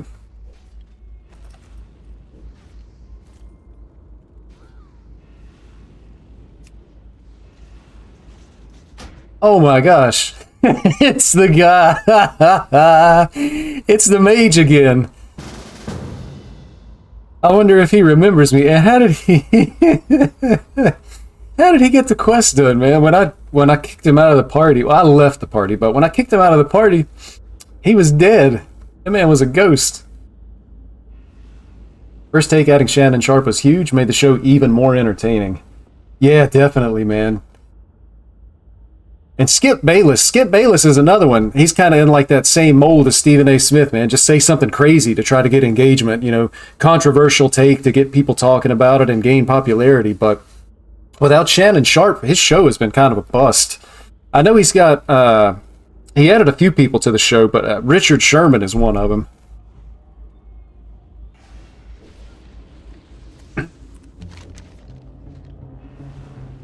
What's this guy doing, man? Am I going to kick him out of the party again?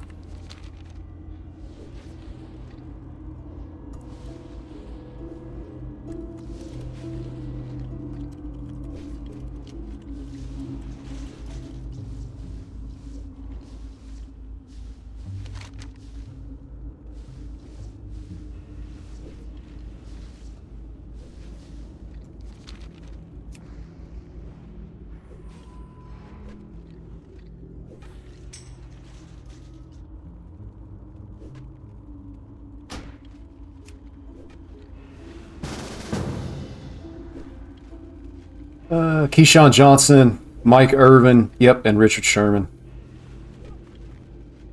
Mike Irvin, I remember, man, when he played for the Cowboys, I really didn't like him. I don't know what it was, but I just really, really didn't like him. And to be honest, I didn't really like Deion Sanders either, but since Deion Sanders has gone into coaching, I'm like a Deion Sanders fan now. I hope he does really well with Colorado. Maybe it's just me getting older, but I felt like they were maybe at the time like a little bit too much showboating type stuff, and I didn't like it. But now, like I say, I've done like a total 180 on those guys. Ocho Cinco, oh baby, that dude actually changed his name to Ocho Cinco because he was putting the he had like a Velcro thing that he was putting on his jersey that said Ocho Cinco on the back. And then the NFL told him he couldn't do it, so he legally changed his name so that he could put it on his jersey. E-V-I-O-N. Cannot find Evian. Oh, it's two N's. They can't join our group. Let's see.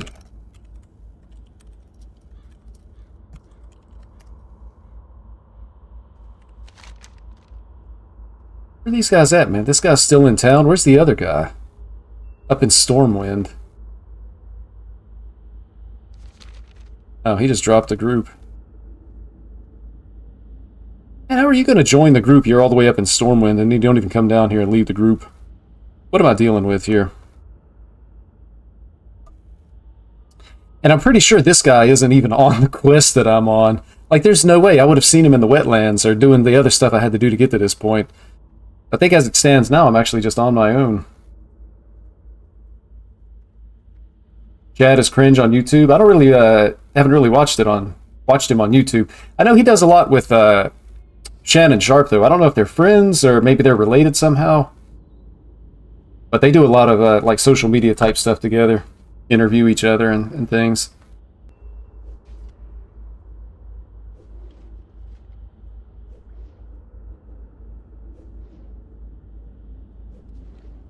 Cam Newton paid my ball boy $1 million to use #1 on the Panthers. Prevented Joe Montana's son from playing at Notre Dame. It's tough.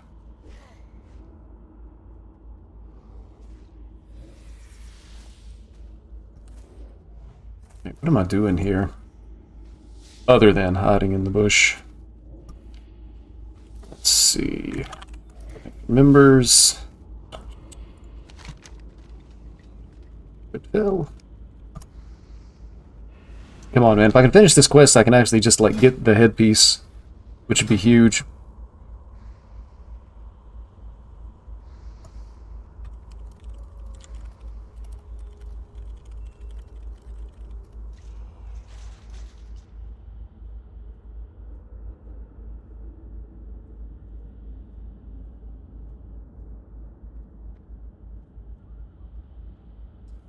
Teddy, are you saying that you played for Jimmy's dad?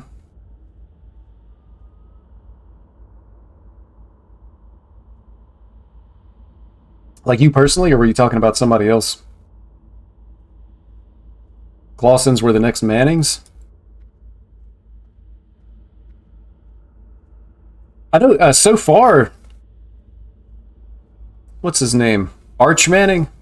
I don't think he's really done a whole lot yet. He's playing for Texas, right? The Longhorns?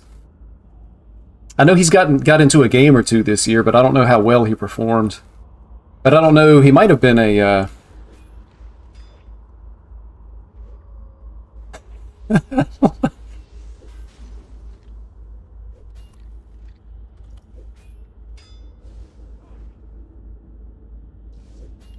It might be a red shirt year for him anyway.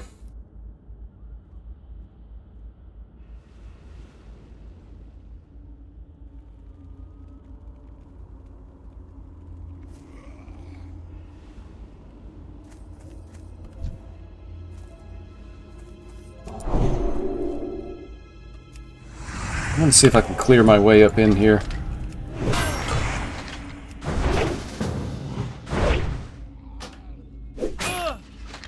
That spell isn't ready yet. Oh, okay. I can't cast it yet. My guy that dropped out must have got me in this other room. That's still recharging. I can't cast that yet. That spell isn't ready yet.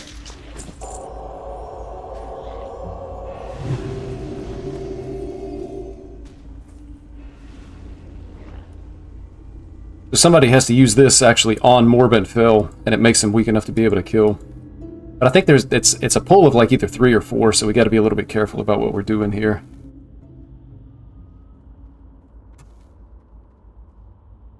Ooh, 95, man, you're going way back.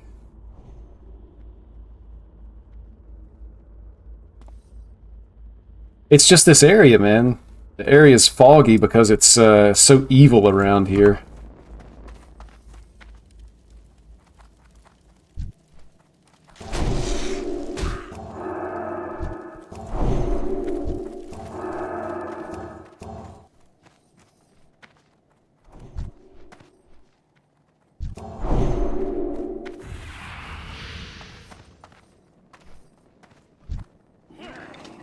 Yeah, it is a group pull.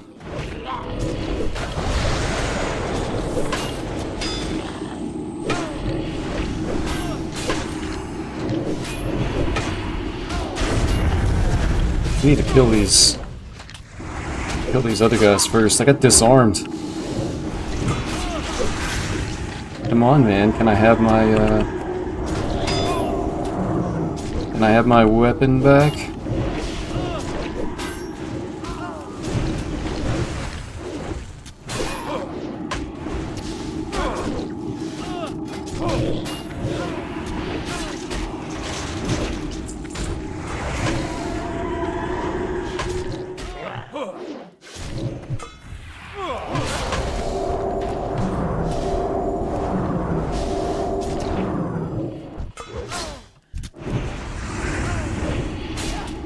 Seriously, what happened to my weapon? Oh, I equipped the stupid thing, man. No wonder. I didn't realize you equipped it. I thought you just used it. That's still recharging. Man, these guys in the group, man. If they had like some kind of a damage meter or they were paying attention to what's going on, they probably thought I was trolling them.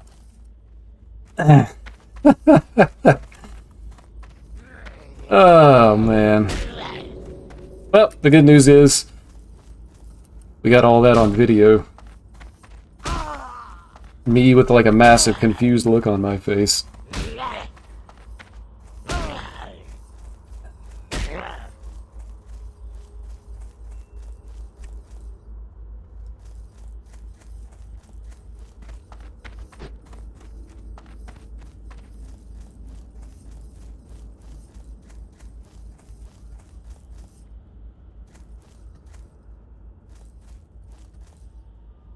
Alright, well, I'm glad that's over.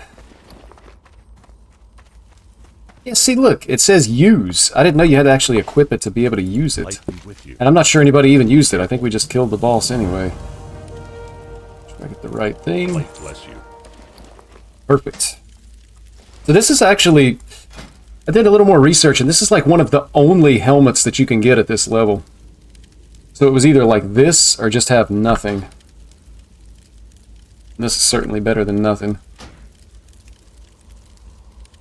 So, I think the play now is I'm going to go back to the vendor and see if I can buy the shoulders. And then it's going to be more Shadow Fang keep runs to try to get the ring.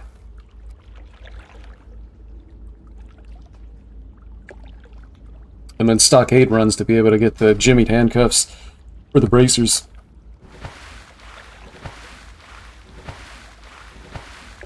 Get invulnerable mail crafted, Arcanite bars, 30 enchanted thorium bars, some gems, and BOE. Yeah, I don't think it's I don't think that stuff is available right now. This season of Discovery, the level cap is 25, so I'm actually max level until they increase the level cap. So there's a lot of like items and crafted items and stuff that we just don't have access to yet. Sparkle metal helmet is clickbait. I don't know, man. Like I say, it's because we're capped at level 25 right now. There's just not a lot of options. Because the list that I was looking at even had like leather potentially being something that you could use in that slot. Hey there. Let's see. See you later. South Shore. I gotta remember to repair somewhere too. I'm gonna regret it.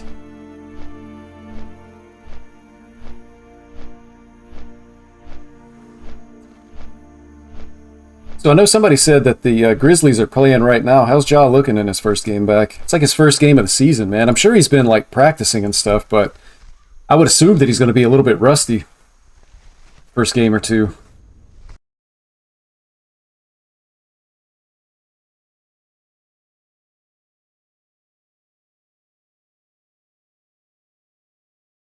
Let's see.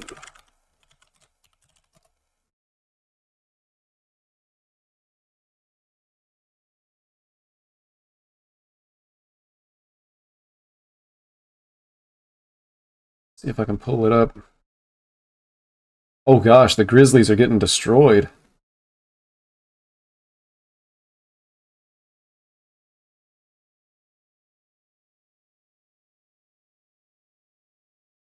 I wonder if this is like live scoring.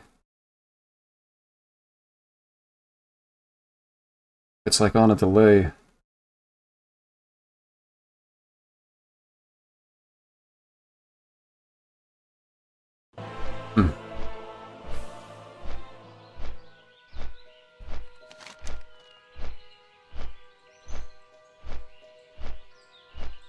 The 25 game suspension was kind of crazy, man, but you know, the more I thought about it, the more it kind of made sense.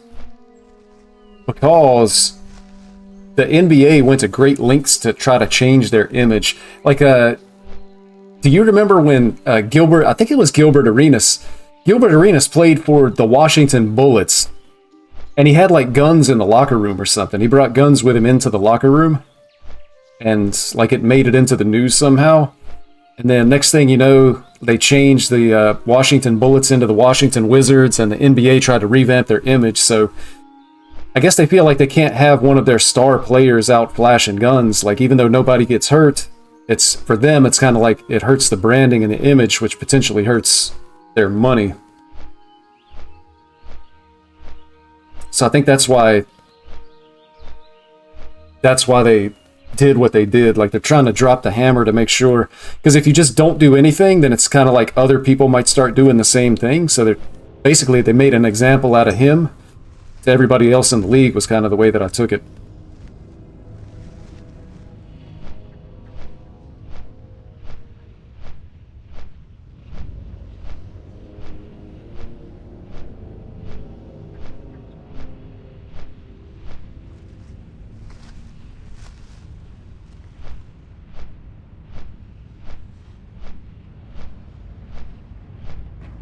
"1978 Bullets won the championship." Yeah, that was slightly before my time.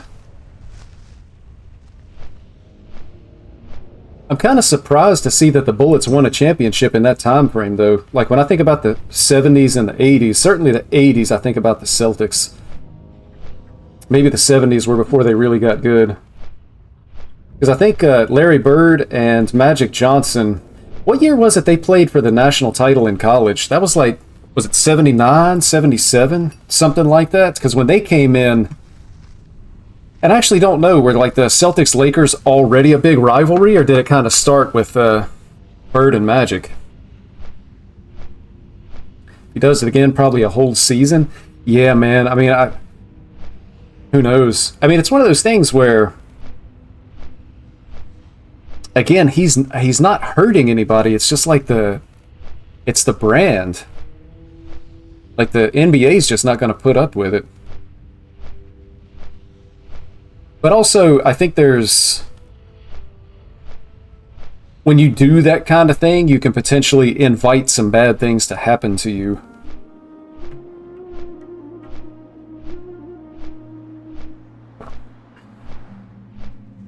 So that, like, on a personal level for him, might not be the best thing to be walking around, you know, doing that type of thing.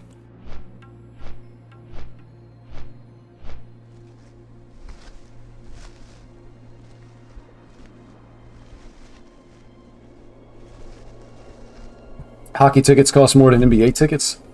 Man, hockey for me is... I like watching hockey in the playoffs, but hockey to me is boring on TV. Like, in person live, it's great, but on TV, it's like the camera just can't do justice to, like, the speed of the game and what's going on. So something about the playoffs in every sport, for me, just... I really enjoy it, and I find myself watching like a lot of playoff stuff from different sports that I'm otherwise not interested in. But I enjoy hockey enough that, you know, I might watch like a regular season game sometimes, but it's just not enjoyable to watch on TV at all.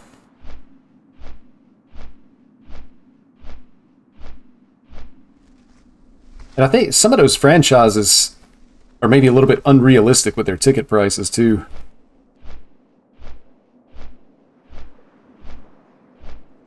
But I guess it depends on the market that they're in. Like, you know, you think about like San Francisco. Tickets in San Francisco, like the cost of living in that area is so much higher than other parts of the country. So if you're living in an area with a significantly lower cost of living, you might look at the ticket prices and be like, oh, that's crazy. But it might actually be reasonable. I guess if you look at it as like a percentage of income or whatnot. But there is no way, man. There is no way I would ever live in like one of these big cities. New York, Chicago, Los Angeles. It's just too expensive, man. And I feel like that's where, you know, inflation is insane. Stuff is like super expensive. But you just make it even worse depending on where you live. Like sometimes you actually just have to move to a place that's more affordable.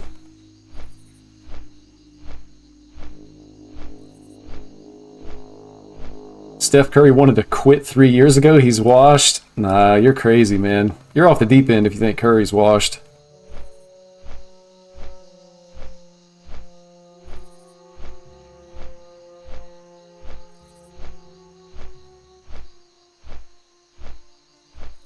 Downtown San Francisco. Is that, Teddy, is that like what the... Is that like what the news is saying in San Francisco, that Curry's washed? There's no way, man.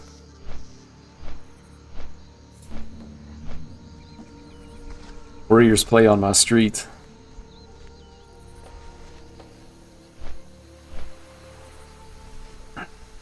If you think Curry's washed, I think you're probably taking him for granted. Especially when you think about, I'm sure you remember, like, what was Golden State like before Curry was there? Golden State's only had like a few good years recently.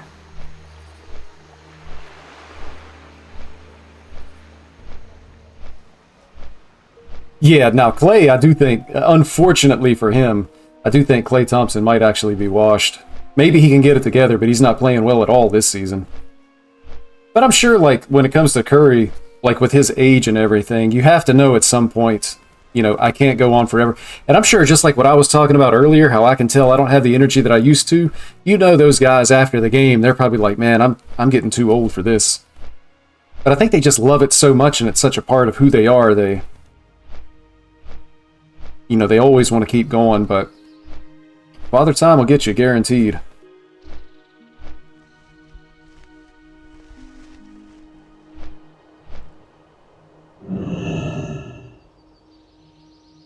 Clay is averaging 28 in the last 3 games. I must have missed that. Didn't they bench him or something? I thought he got benched. Is he coming off the bench? Because I thought they benched him, and I thought, like in an interview, he basically said he agreed with it because he just wasn't playing good. He is a starter.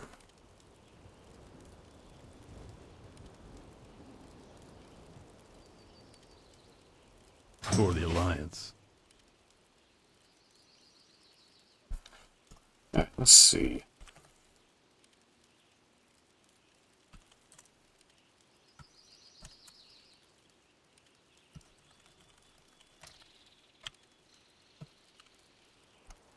Tank or DPS.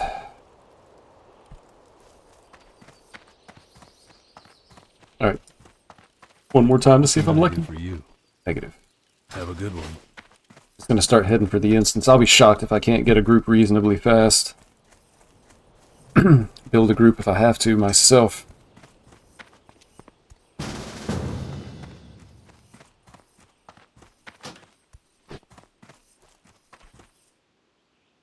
Let's see. Sorry, already invited to other.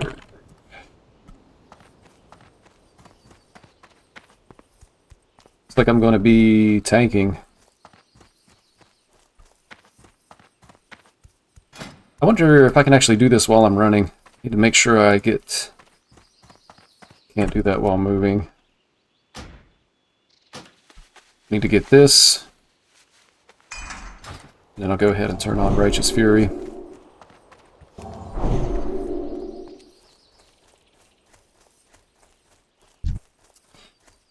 They have a Warlock. They might be able to summon. The Long Wash. I don't even know where that is.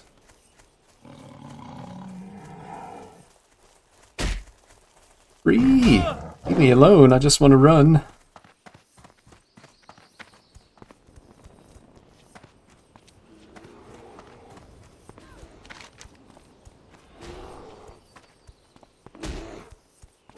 This guy's on the other continent. He is. Well, it'll be a while before we actually get this run going in. It's always the Warlock, man. The one class that can actually summon people to where we need to be is always like the last people to get there.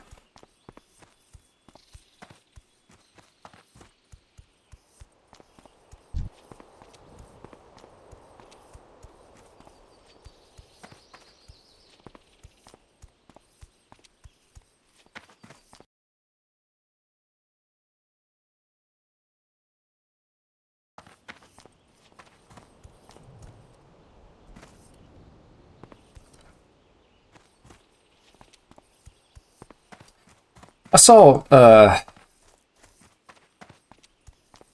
guess it was also this week, that LeBron James was at a basketball game for one of his sons. I don't know if it was the one that's at USC or I think one of his sons is still in high school. But I was thinking about it, and I thought, if I was one of the greatest athletes of all time, I think I would very gently encourage my kids to pick a different sport. I mean, you want your kids to be happy and to, you know, do what they want to do. And maybe they want to follow in their father's footsteps. But, like, there's always going to be comparisons. There's always going to be... And it feels like, especially if you're, like, one of the greatest to ever play that sport of all time, there's no way that your kids are going to be anywhere near as good as you are. You would assume. I mean, maybe they surpass you somehow, but it's extremely unlikely, man. Like, I'd encourage them to play baseball, play football, you know. You want to be an athlete, that's great. I'm sure, you know, they probably have, like, athlete is in their genes. But playing the same sport, man, I just don't know.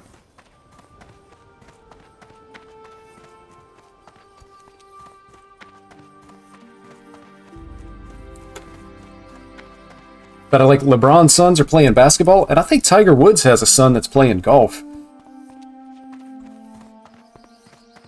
So if they continue on that path, your entire life you're going to be compared to your father, which is probably bad enough for the average person, but if your father is like an all-time great, it has to be even worse. It's just too much pressure.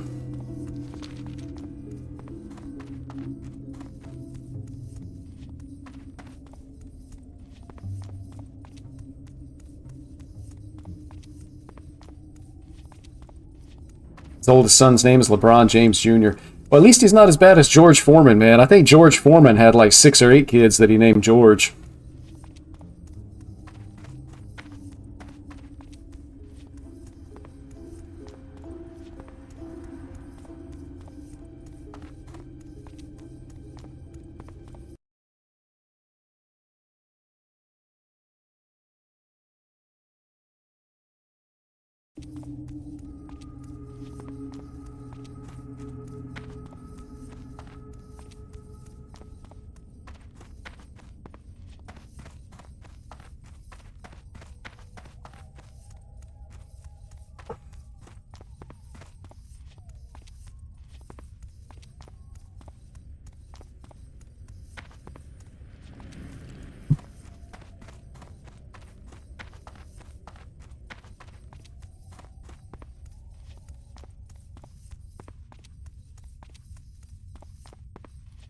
Tony says the Lakers will win this year. Tony who? Is that like Tony Kornheiser?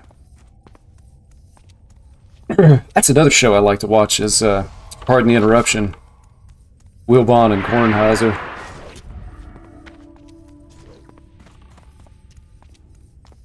Tony is a guy. I'm not Tony. I wish I was. Tony tells it like it is. Having trouble following you there, Teddy. I don't know who Tony is either, man.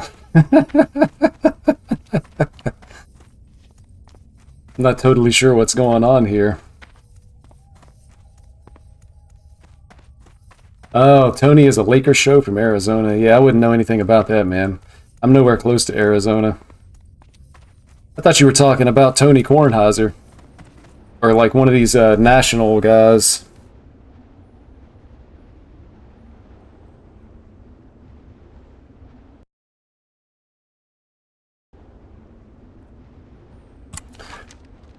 Alright, so...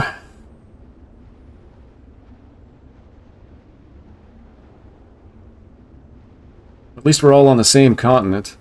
The Warlock is actually making a comeback thanks to the boat. So when he gets here, we'll be able to summon Shark Boy. And then we'll be able to get going.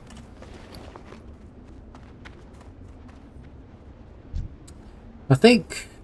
it looks like our healer is level 24. Wonder if he's okay with me tanking two-hand.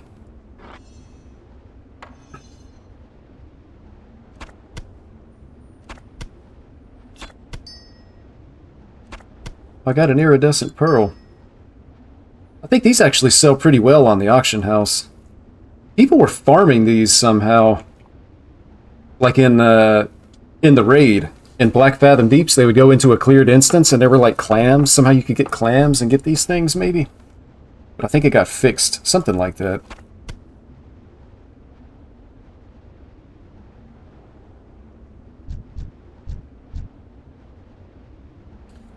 Let's see what the group thinks. Let's see.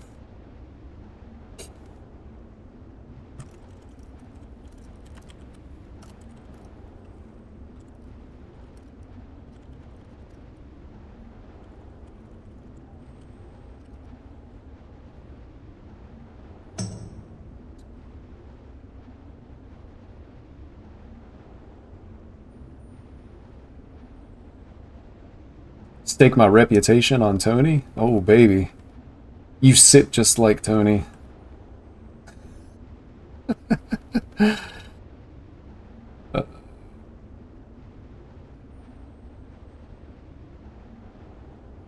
I have no idea what that means.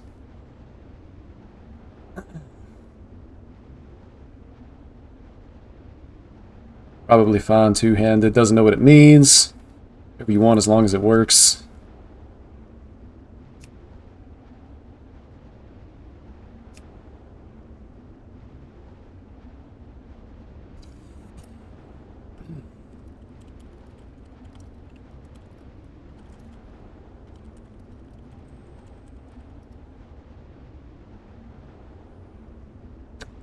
I have no idea what you're talking about. What day of the week is it? What year am I in? I have no idea what that means. This is our warlock, by the way. Oh my gosh. This is exactly the type of comment I would expect from somebody that looks like this. And this person actually, like, picked these character features. Like, World of Warcraft doesn't have the most options for, like, face and hair and whatnot, but it does have a few. Somebody chose this. Some of the gnomes don't look that bad, you know, like the ones with facial hair, you get a full beard. Maybe get like the handlebar mustache, some hair.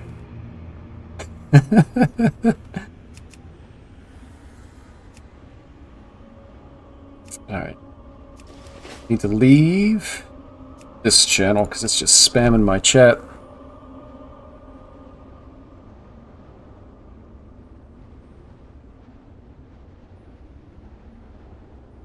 Every new WoW stream show is like loot to me.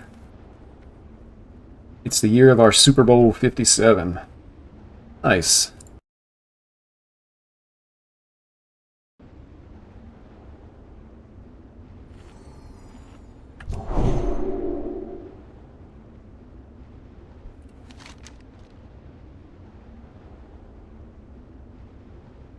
Oh, Shark Boy might actually be catching up a little bit here.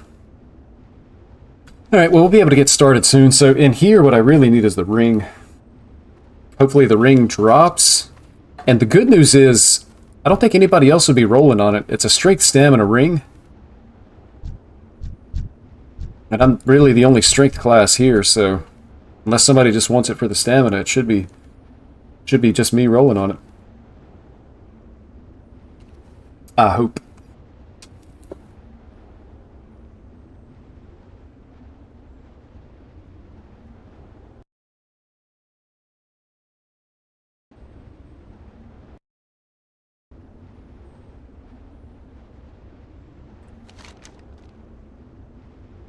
Come on, Shark Boy, use your, You may just have Blink by level 25.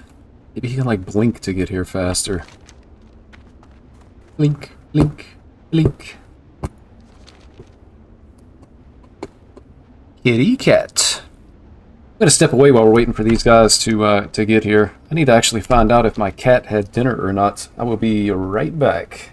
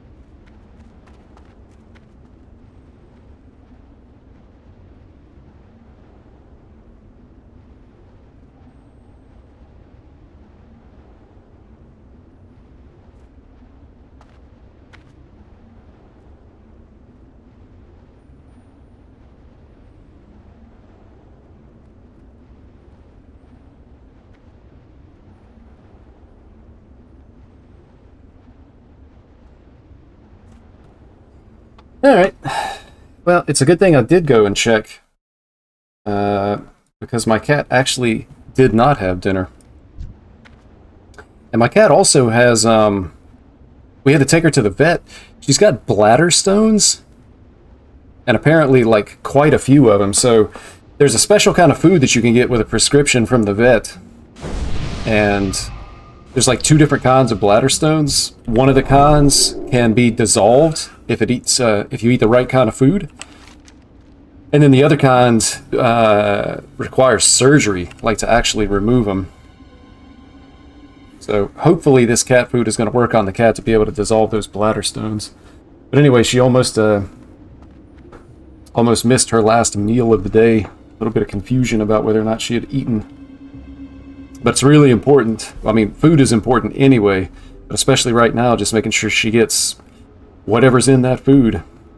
I didn't know there was any such thing as prescription pet food, but apparently they've got it for dogs and cats, I guess, for this particular issue. And of course, as you might imagine, it's really expensive too. For, you know, cat food.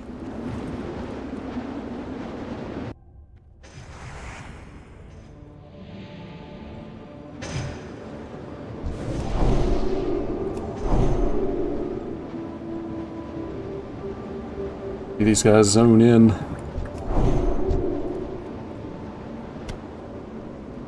Donde está the hunter?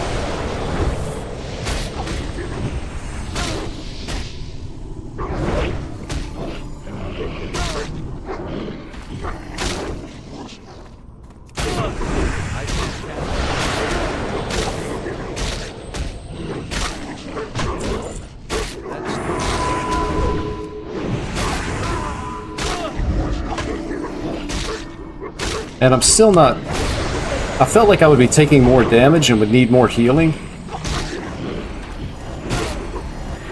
And would therefore be able to get, like, more mana back. But it's not working. Like, I'm still gonna have to stop and drink.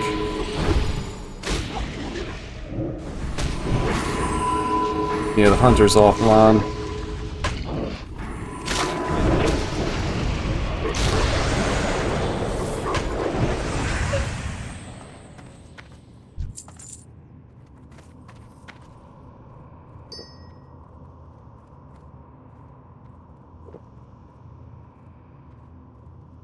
Dude, this is the worst part about it, having to stop and drink like this. Already pulled.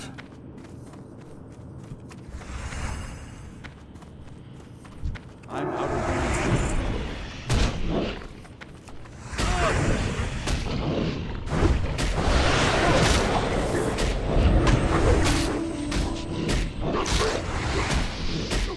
Four should be fine.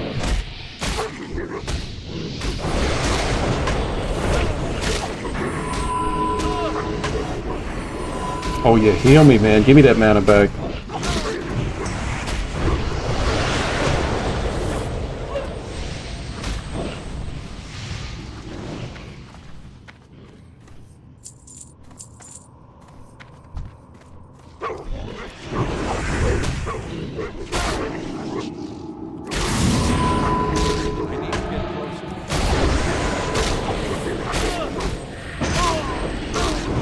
I gotta keep an eye on this guy. So far he's not aggroed yet, which is interesting.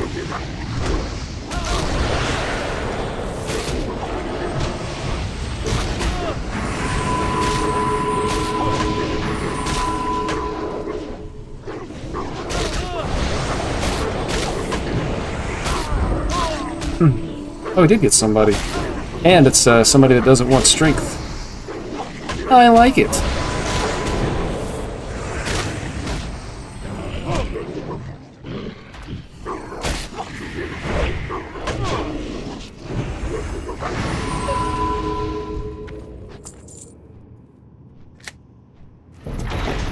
Well met. For the Alliance.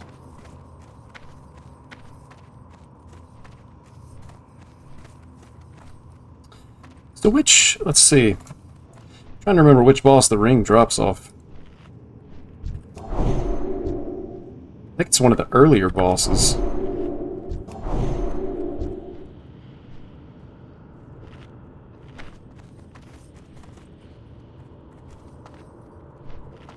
Guess we're going back out to summon.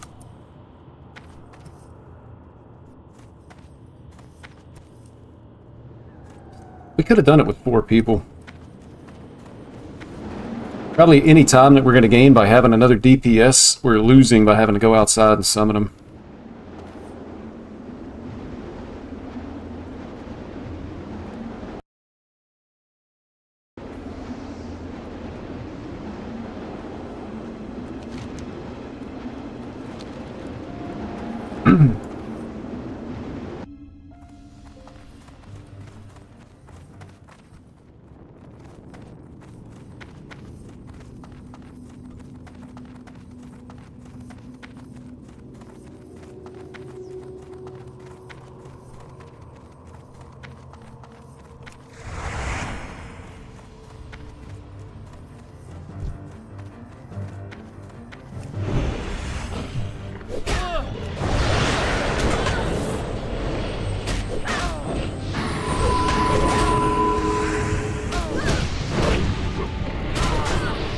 I'm just going to kind of like preemptively switch targets here, just to make sure that I'm not losing aggro. Just in case. And I'm going to save Divine Storm for the next pull. We'll go ahead and get the horsies. Horsies!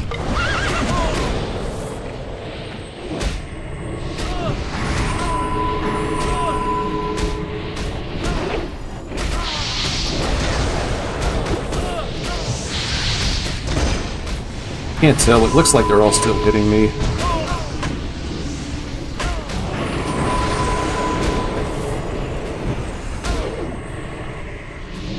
Healer man is actually in fantastic shape.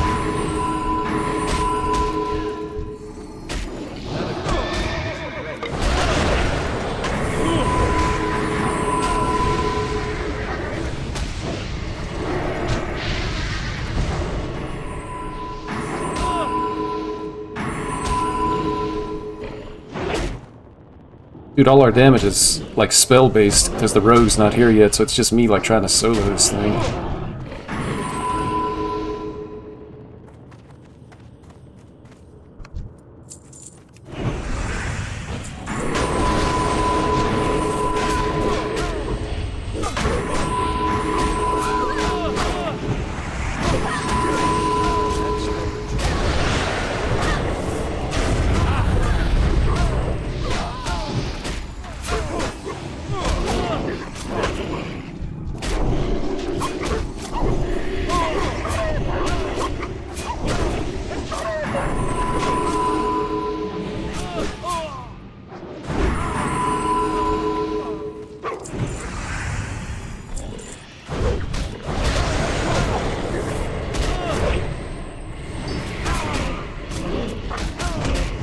Got an ad coming in.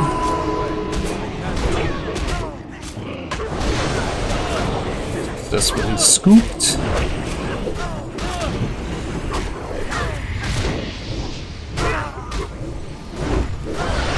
Yeah, it feels like the run is actually going pretty smooth two-hand. I'm almost positive two-handed tanking is the way to go. Like, the content is just so trivial that you do yourself a disservice by not two-handed tanking.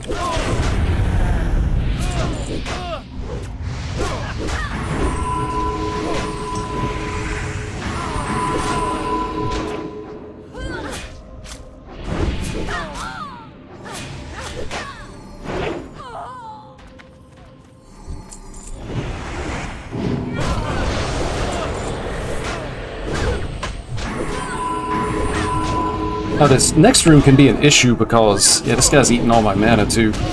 The next room can be an issue because there's so many mobs and I can't hit them all with Divine Storm, and I'm not running Consecrate with this build.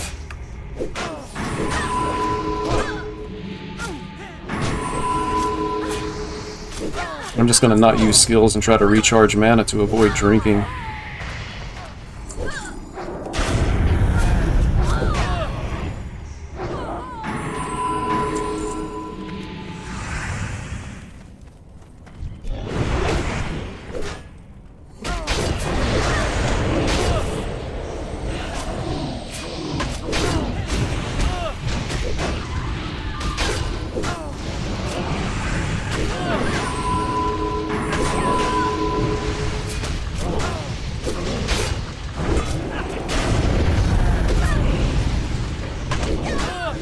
And again, I just want to save the Divine Storm here for like the next group, because I don't want it to be on cooldown when I'm ready to pull more stuff.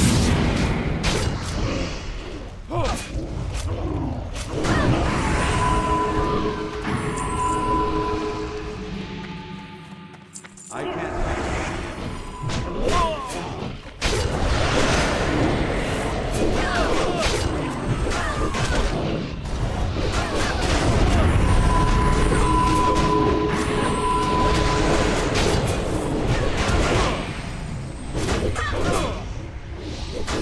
Heal me, I need mana.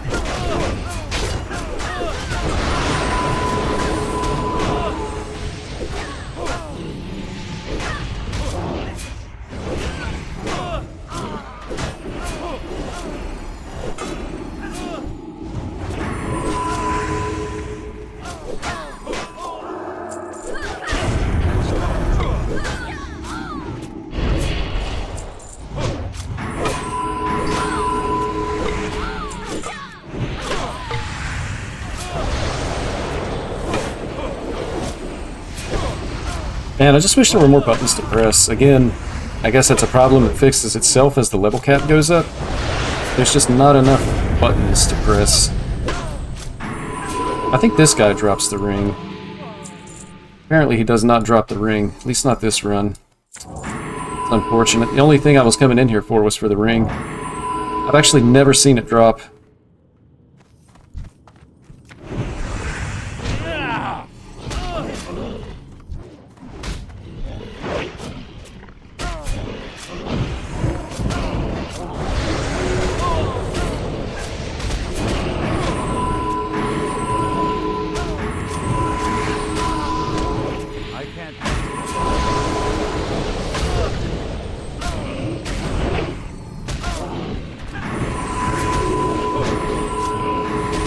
I think the Warlock is tapping.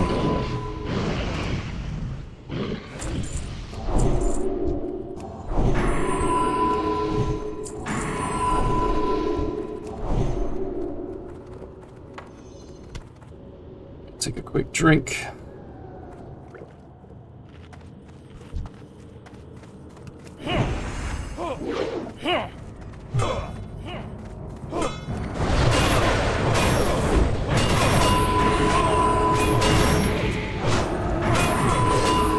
Oh, I forgot all the silences, man.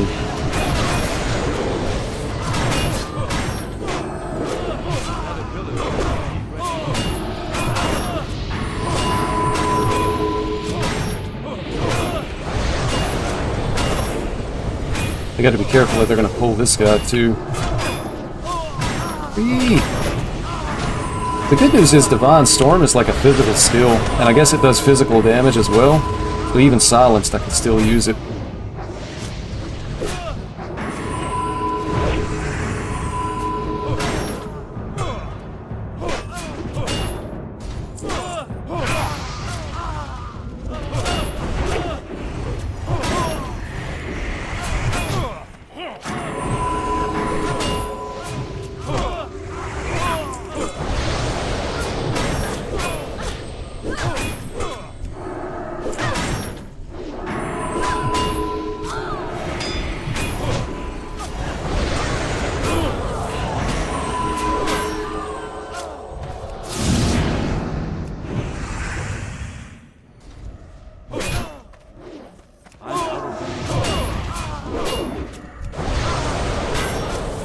And it would be so much easier if they would just, like, focus what I was focusing on.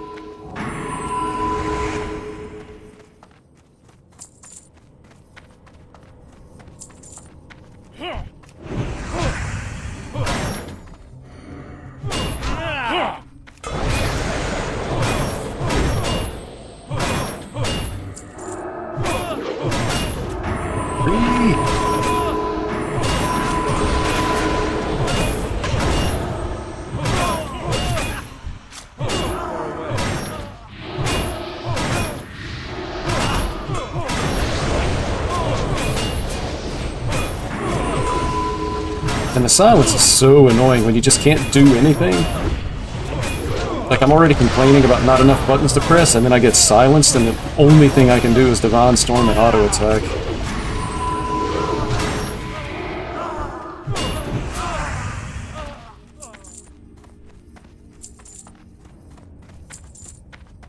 But I think that might be the last of the guys that do the silencing thing.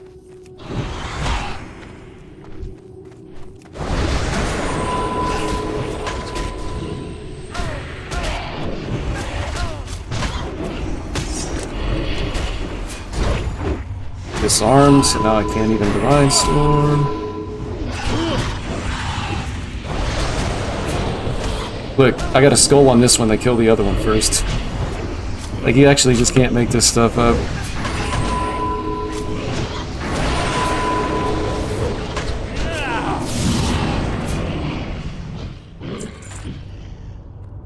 It's an interesting staff. There's no intelligence on it, though. Like, I guess the spirit's good for a caster, but... it's fine. I'm gonna have to redo the buffs soon.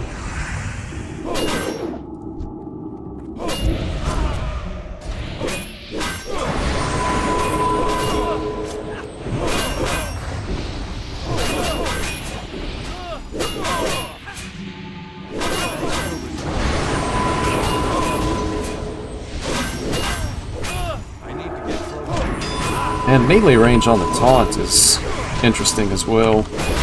Like, you have to be melee range to be able to taunt. It has no range whatsoever. I feel like I have to be standing right on top of the guy.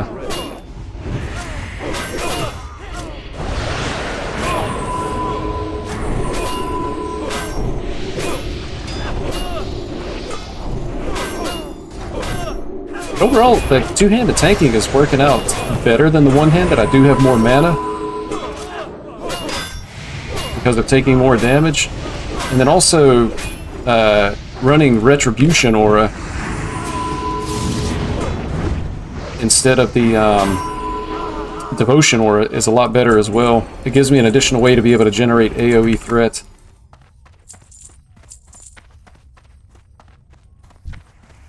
It's definitely going pretty smooth.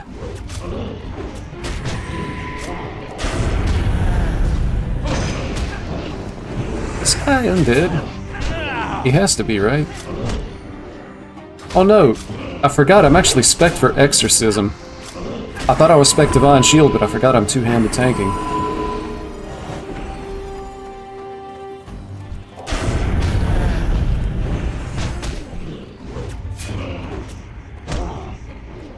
Look, I'm gonna mess with the road. I take this side and then forces him on the other side.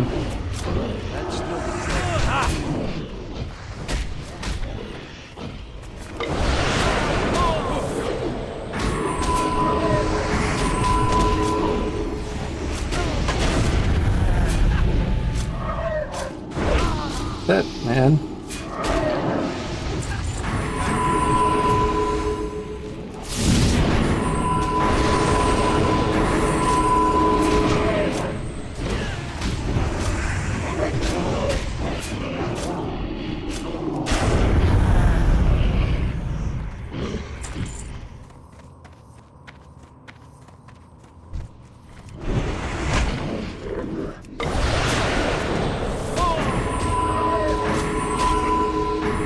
Look at that, man. Even with the skull, they still just attack whatever. They just attack whatever, man. And then I end up losing threat. I always feel like they're gonna look at me like, wow, this tank can't hold threat. You're not attacking what's marked.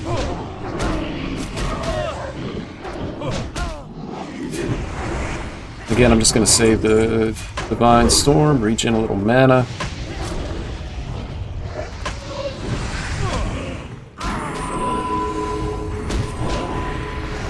Oh yeah, delicious.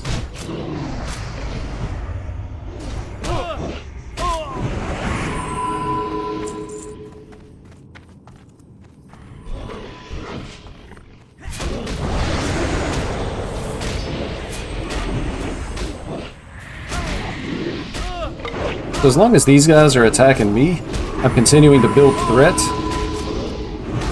because of the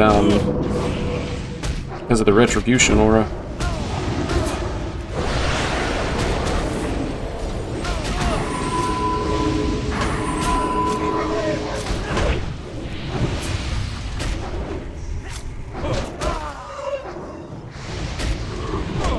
Amount of time on the buff still. Move to the next group.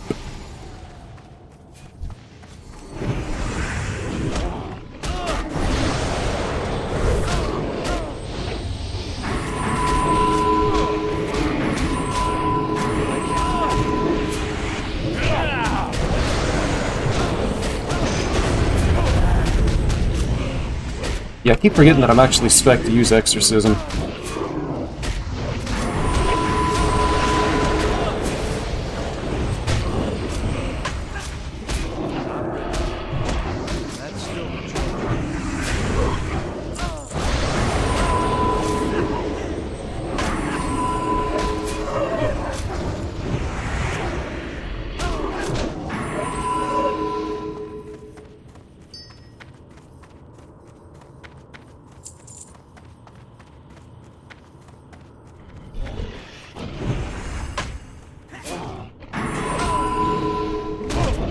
I don't follow this. And while they're killing this, it's going to be a good time to go ahead and get the buffs back out.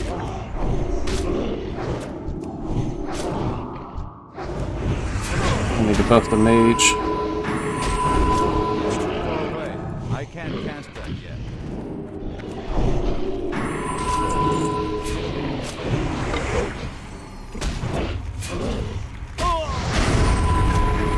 Drag this guy up the stairs.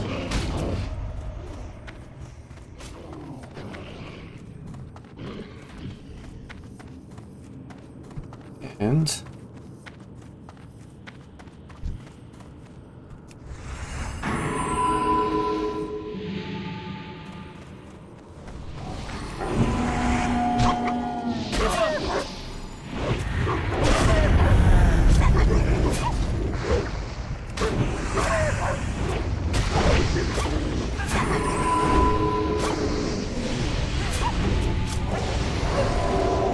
Dares interfere with the sons of Aragal.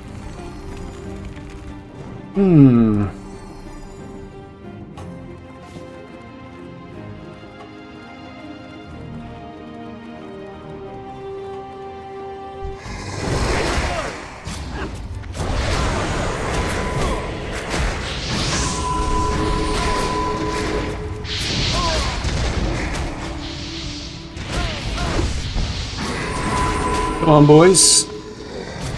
Max DPS, please.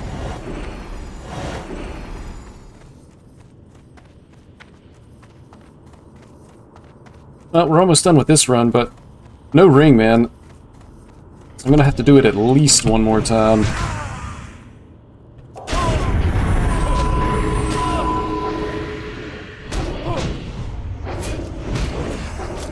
That ought to be enough to hold aggro. Up some back attacks. Force the healer to heal me so that I can get more mana.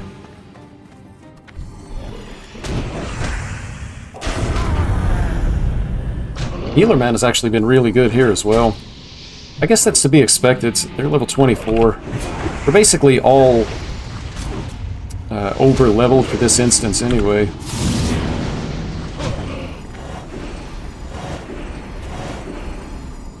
Sure, I don't LOS. I don't know if the cast starts on penance. I don't know if line of sight, if you can line of sight like the last shot.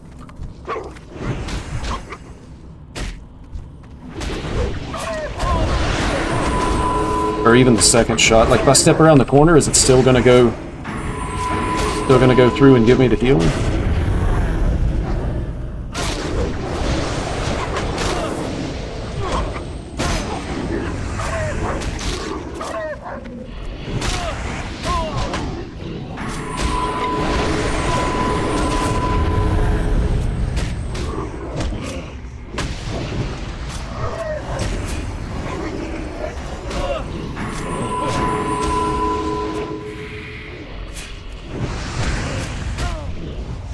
Again, I'm just going to conserve some mana so that we can pull the last room. Hopefully I can like finish the instance without having to buff again.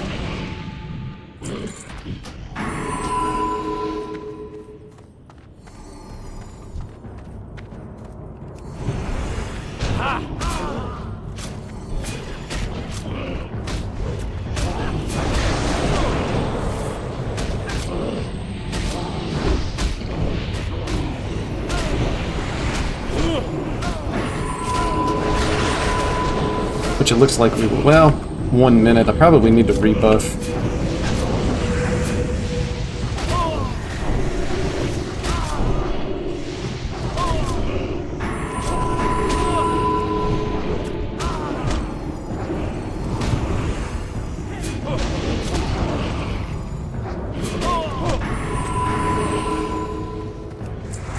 You too shall serve.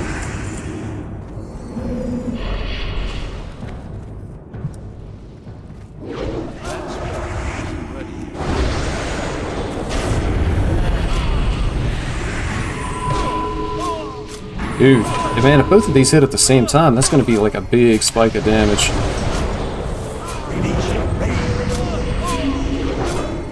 I almost need to like bubble these off. I wonder if it works. I'd have to cancel the bubble too, and I don't have a bubble canceling macro set up.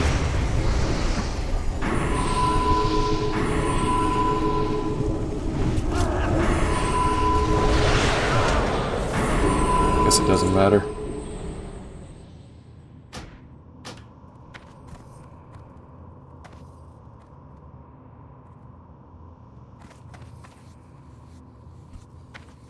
Well, that's the run. I guess I'm gonna find out if it works. It does work. I just have to cancel Divine Protection, because as soon as I use it, I think I lose aggro.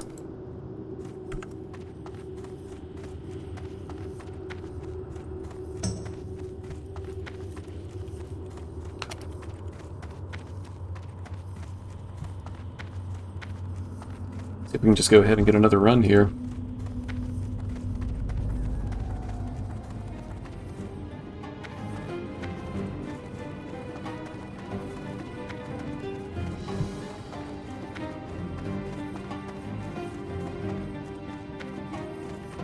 I can't cast that yet.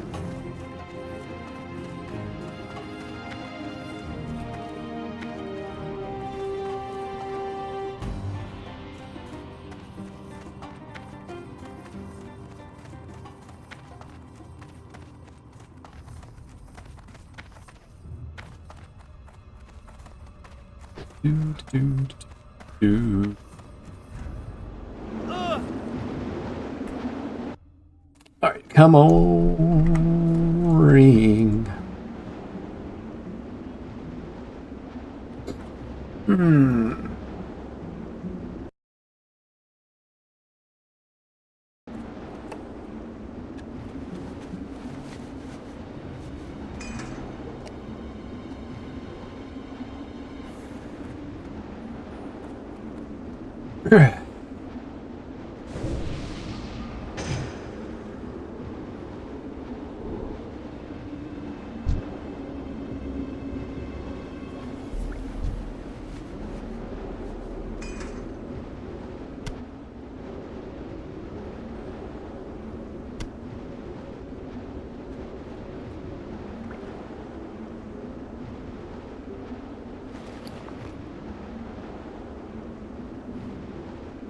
Oh, I didn't even realize I got some of this stuff.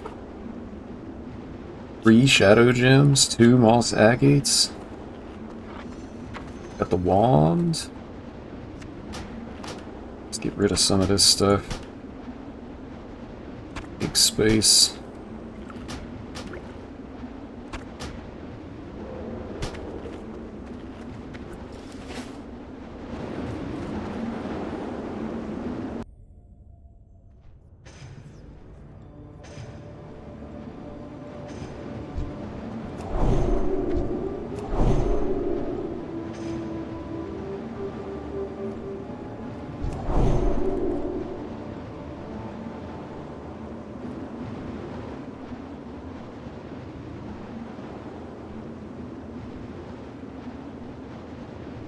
This guy might actually still be in the other instance. like the one that we just came out of. Because there was somebody that looked like they got stuck into a wall. I don't know if they disconnected or were like auto-running and went to go do something.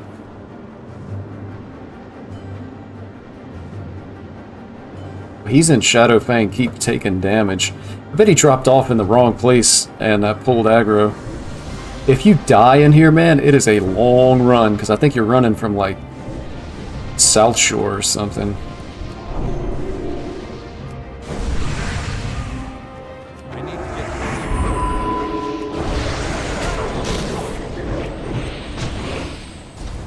Okay, this guy died.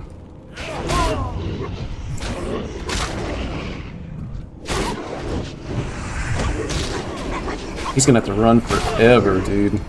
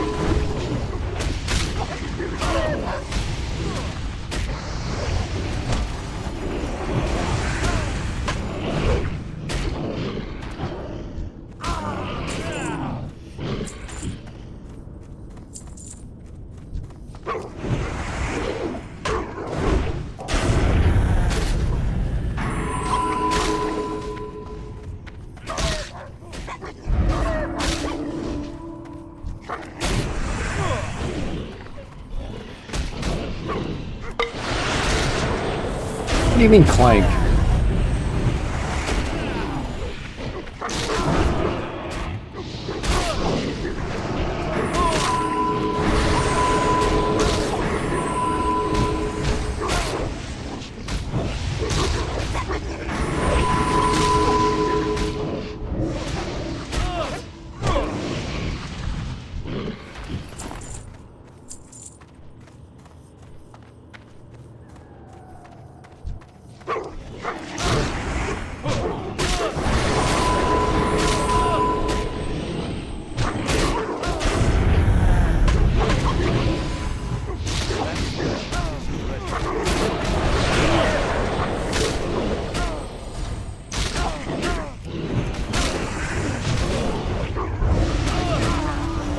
Oh, buttons. Please come off. Cool down. Buttons. I need a target.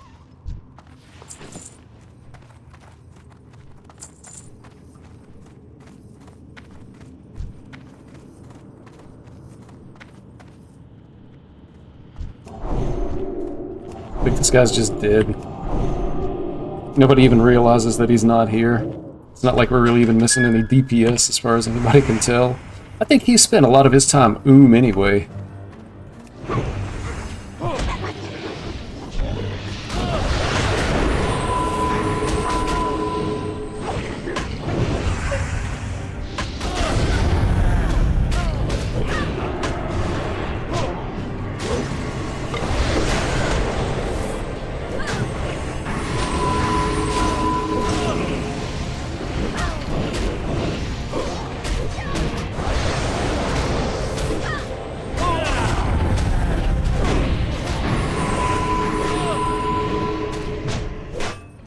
I'm out of mana.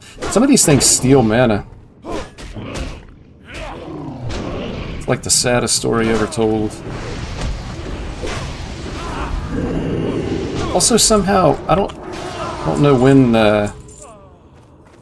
when Devotion Aura got turned on. Must have been a misclick somewhere.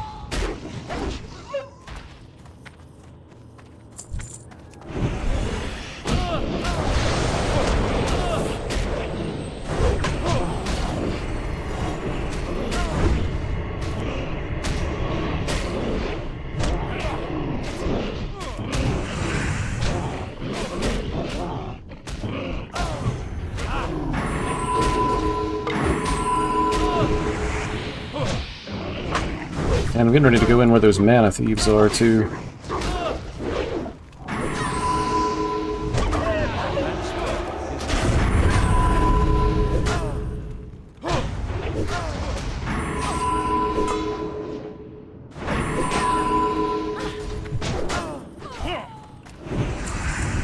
I'm still recharging.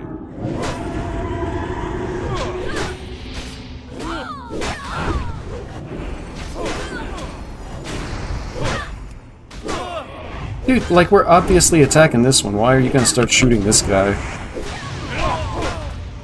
And pull aggro.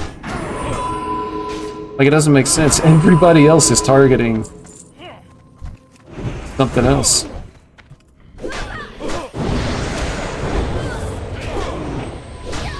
Actually, I maybe should have looked at that cloak a little bit closer.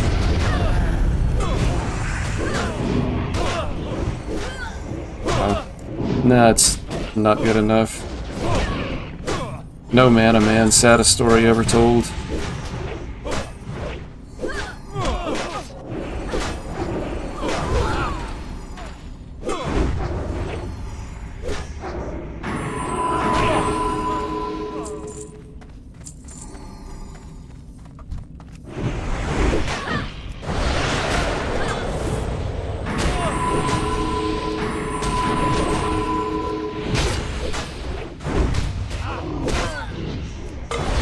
Alright, next Divine Storm I'm going to save for the next pull. This guy coming in. This guy coming in. I'm going to have to get out buffs soon too.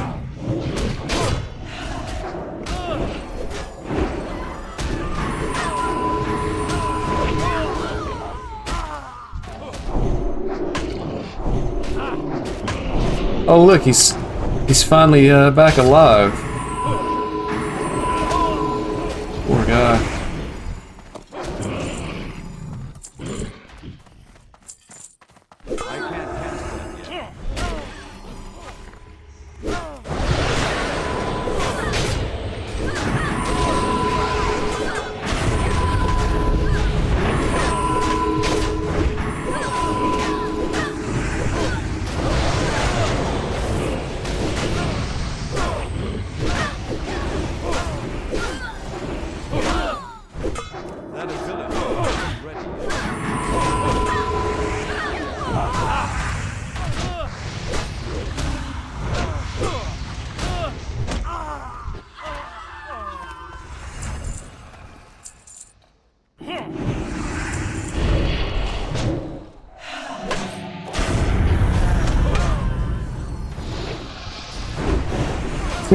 This guy's not even in the instance, man. He is lost. This was also the guy that I was looking at before the run. When I asked the group if they... Oh, baby.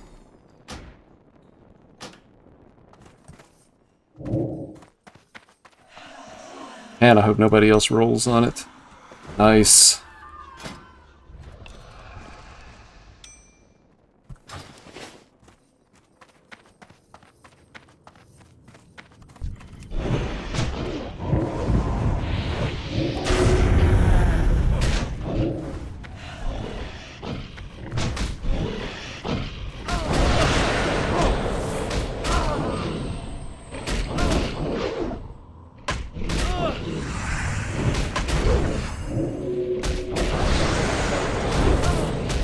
You mean ads? I've already moved on to the next pull.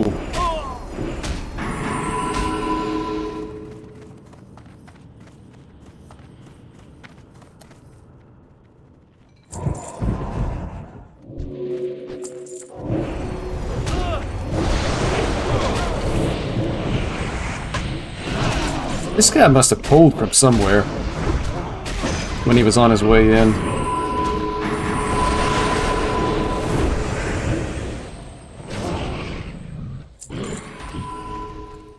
It's all good, man. I got the ring. Done with Shadowfang Keep. And honestly, man, I'll take a look at the gear one last time, but I'm pretty sure I think I'm just ready to go ahead and run BFD. I'm out of range.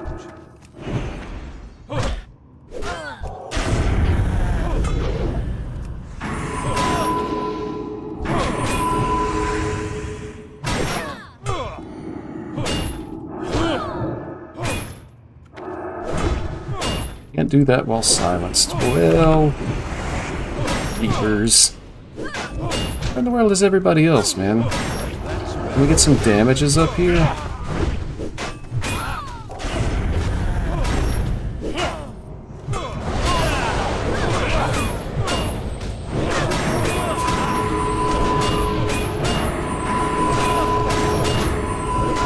Man, this is that awkward spot where I can't do anything. I keep getting, like, continuously silenced.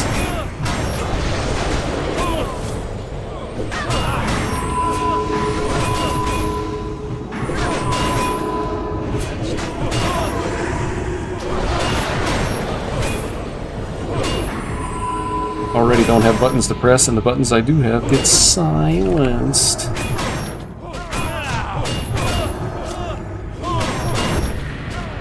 Dude, just when it was wearing off, I get hit with another silence.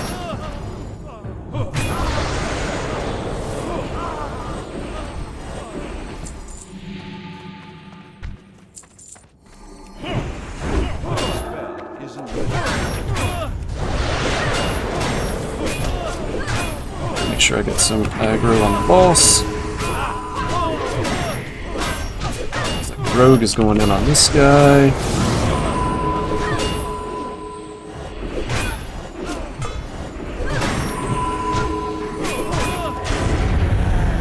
Should be good here. Definitely be good as far as aggro. Now it's just a matter of reducing health to 0.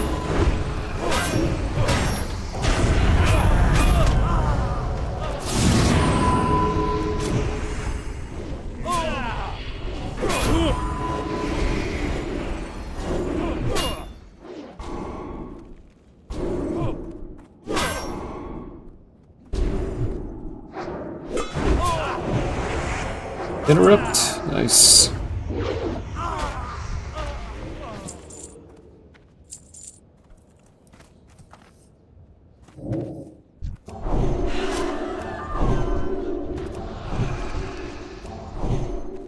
Oh, the mage is offline.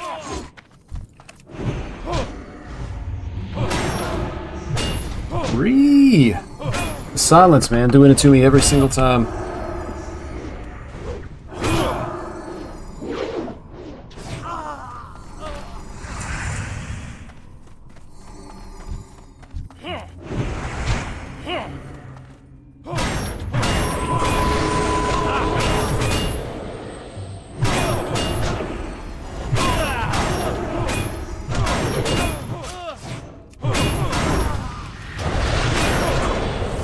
So at this point, I think I just have enough threat. Like, I don't even need to mark a second target. Because I've been gaining threat from Divine Storm, as well as the guy's, like, Retribution Aura. Stop killing yourself. Stop killing yourself.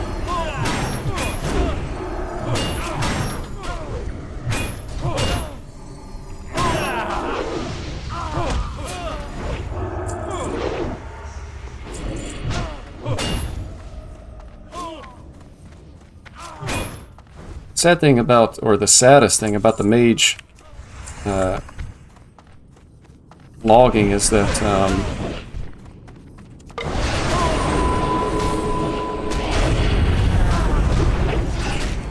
the run's just going to take longer because we're down to DPS.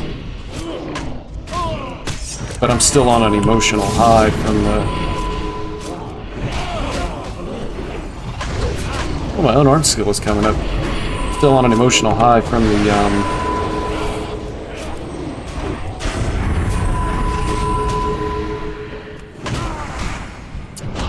from actually getting the ring finally, man. It took a long time to get that ring. I say a long time, but it was like 6 or 7 runs, which to me is a lot of runs just because I never saw it drop. It feels like the same items are dropping every single run.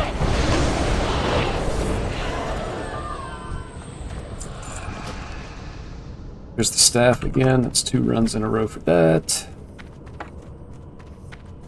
Oh, I got the staff.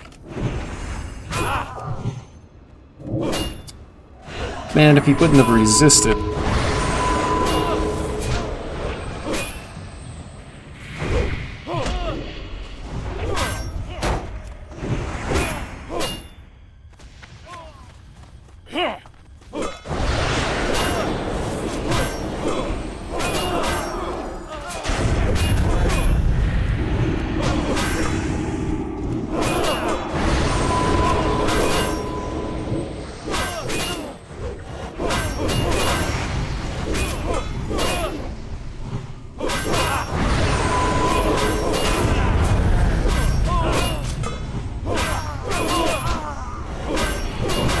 I'm gonna be the victim of something really funny here.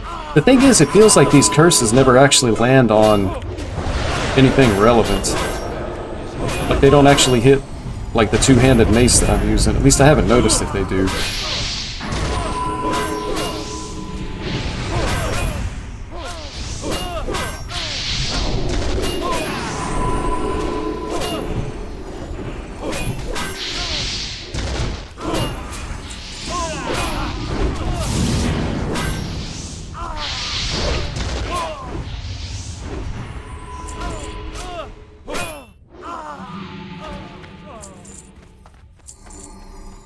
Leggings of the Bear.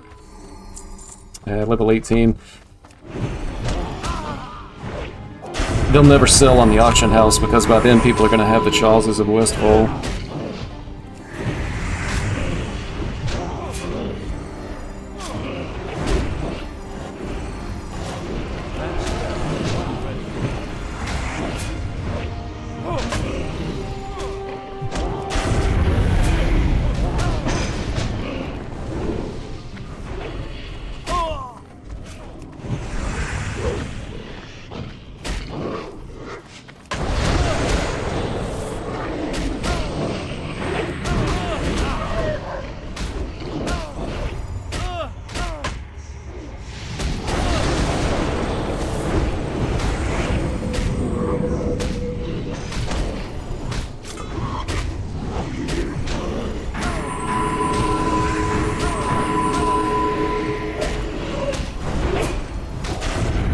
Man, it's almost too late to even bring in another DPS at this point. I wouldn't have brought in another DPS, because, like, the guy that wants the belt is, got competition now that he wouldn't have otherwise had. Also, we've got somebody that's going to be joining in halfway through a run.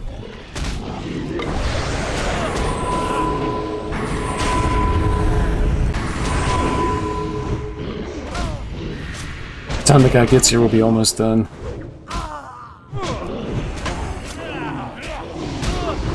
All these curses, man. Jeez.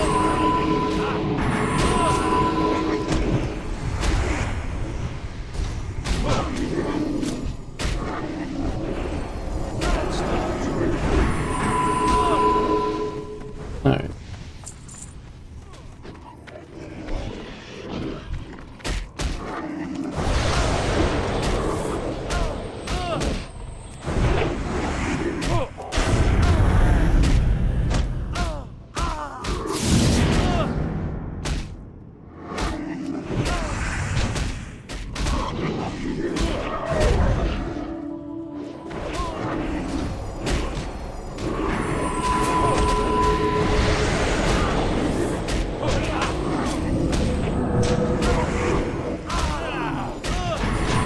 And the priest, I don't know what he was doing, he almost let me die.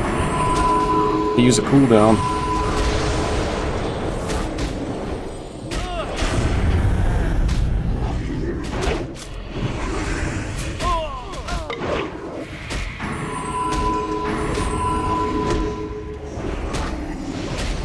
I mean, it looks like he's got plenty of mana. I guess he'll let me know if he needs the drink, but the entire first run he didn't need a drink, so I don't know why he would need to this run.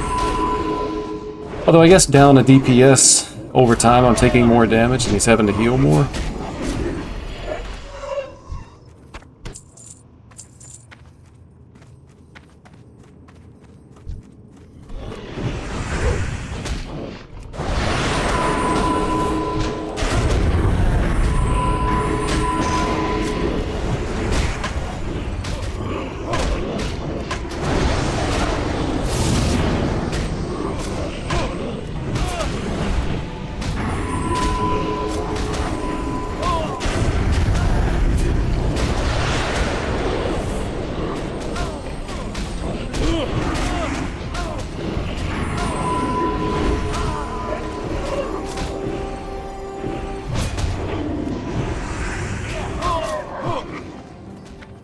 off to the races.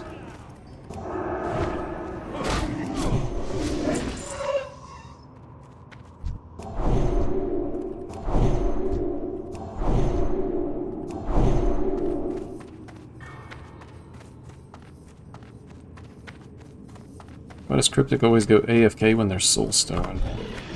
I don't know, bro. What you talking about, brother?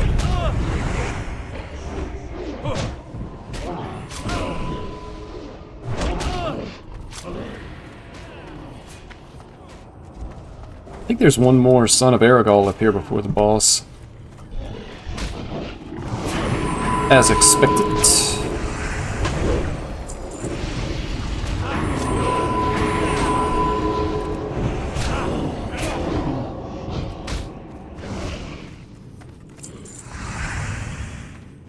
I think everybody has to be in the room first before I pull.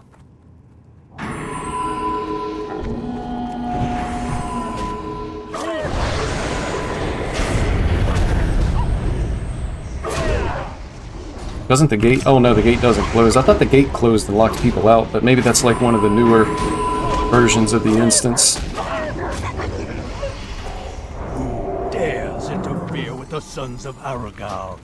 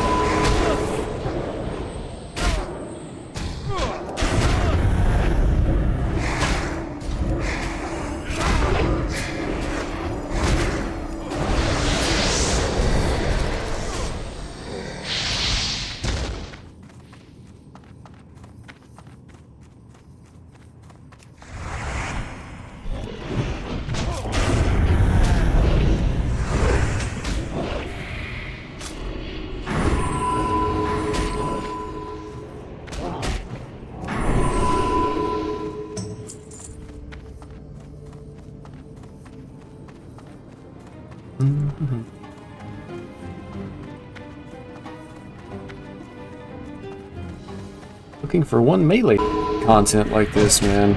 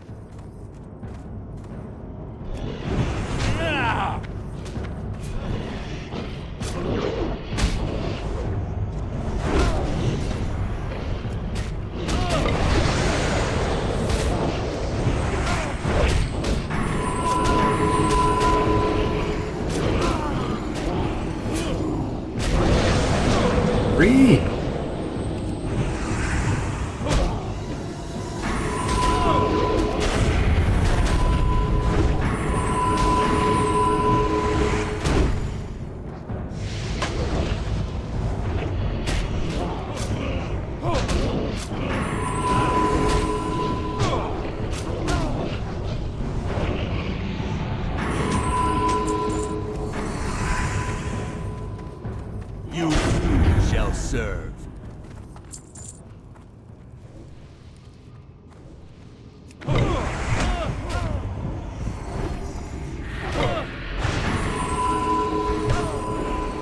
That spell isn't ready.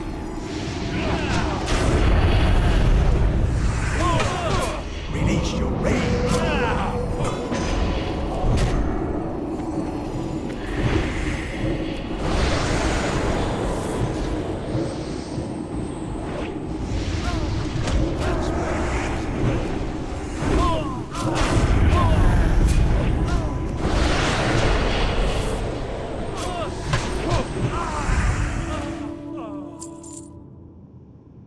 Ooh. It's pretty good for the rogue unless they have better.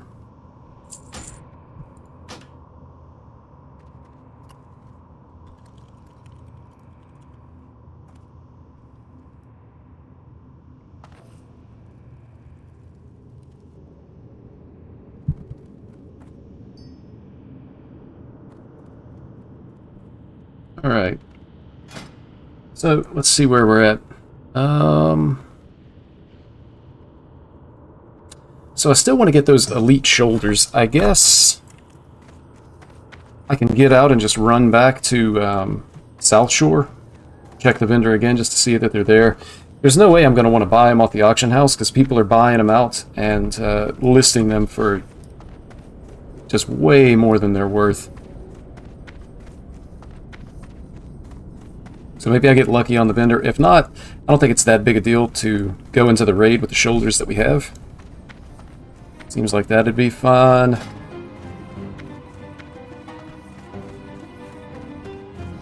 As far as the back piece, I'm probably not going to have time to be able to get the Sergeant's Cape before I want to go into the raid. So the only upgrade that I could get would be, there's capes that are of the bear that are 4 strength, 4 stam. And it's only slightly better than what I'm wearing right now. So again, it's kind of like, and they're overpriced. You know, people put them in the auction house at crazy prices. So that's another thing that's probably not worth it.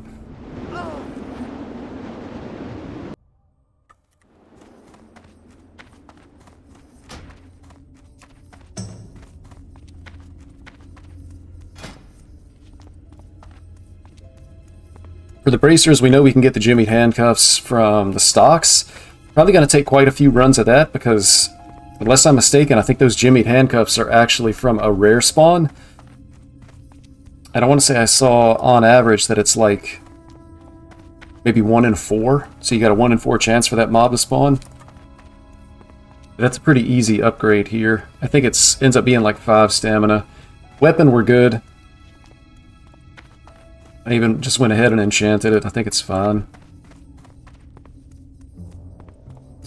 We're good for gloves. We're good for belts. We're good for pants. The boots, there's probably like a minor upgrade that I could get, but I think these are probably fine. Ring good, and the trinket is good. So we're basically ready. Honestly, I feel like we could probably raid here. It's just more about finding a group that's willing to accept us as we are. Other than a pretty obvious upgrade that we can grind for with this. I'm just going to say that's fine. I mean, 2 stam, 1 strength, not enough to worry about. And then on this side, those elite shoulders that you can get from the vendor, I think the strength is the same. It's either 5 or 6 strength, and then it's either 5 or 6 stamina to replace the 4 spirit on this. So call that probably, what, a mid-level upgrade for the shoulders. Decent upgrade for the wrist.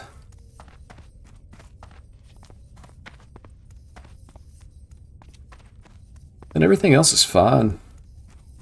So pretty much we've met our goal. We're where we want to be able to get into the raid. So again, I am in a guild. I haven't raided with these people. I have no idea who they are. I know they've been going into the raid. They were in last night. One of them is actually in right now. But I have no idea like what the progress of the guild is, how many bosses they've cleared, how fast they can do it. So I may actually end up I may actually end up just trying to get a pug together. The raid should be easily puggable. I mean, there's nothing like spectacularly hard about the raid. You just need people that can follow the mechanics, but that's always the problem in WoW. But I don't think the skill of the raid is hard enough that you would have to have like a guild group or even Discord. I mean, as long as people can read a description of the boss and understand the mechanics, it's not going to be bad at all. But I might be putting much confidence in some things. We'll see. Overall, it's going good though. Season of Discovery's been pretty enjoyable. It's definitely nice to be on a populated server where it's not hard to find group content. Like if I want to go and run a dungeon, I just go find a group and run. I'm not standing around waiting for a long time. Only exception to that was the very first time I wanted to run the Dead Mines. I looked for an hour and couldn't find a group. But that's proven to be the exception and not the rule.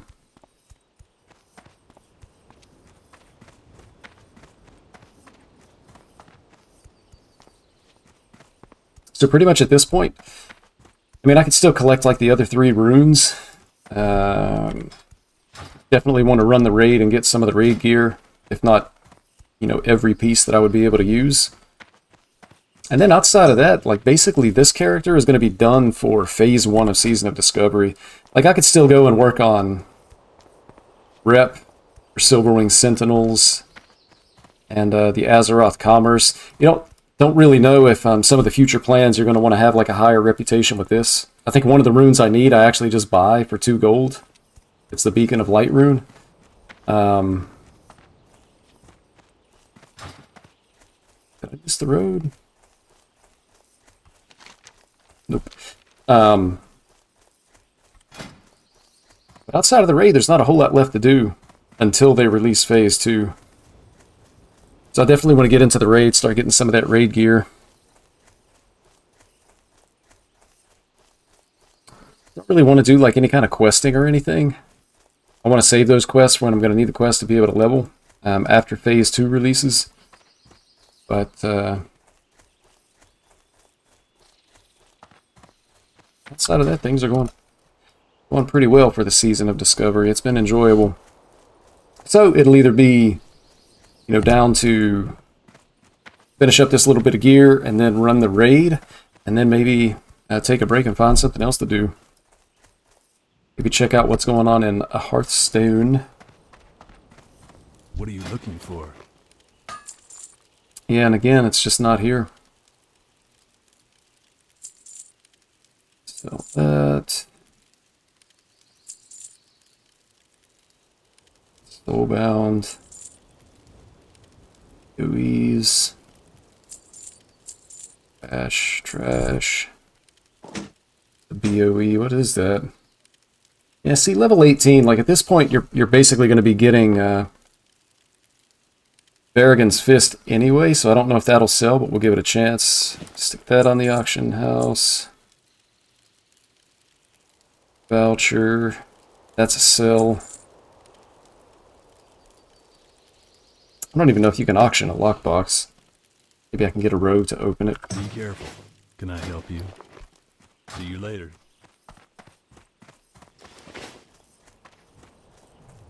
So at this point, I think we just head down to Stormwind. I'm going to drop by the auction house and put some of this stuff up and then see where we're at. Well met. Light. Stormwind. I'll be back.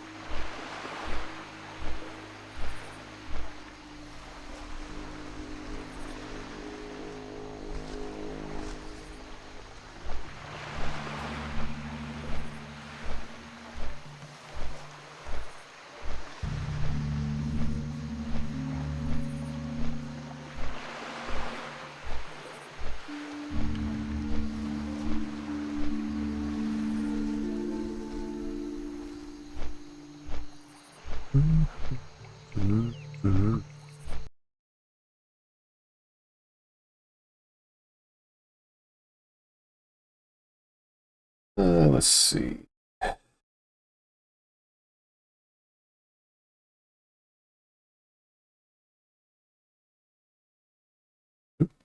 Wrong place. As expected.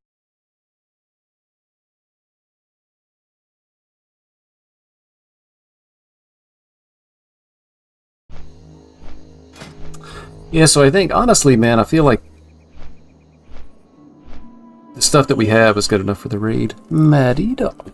What's the matter? You need to go outside?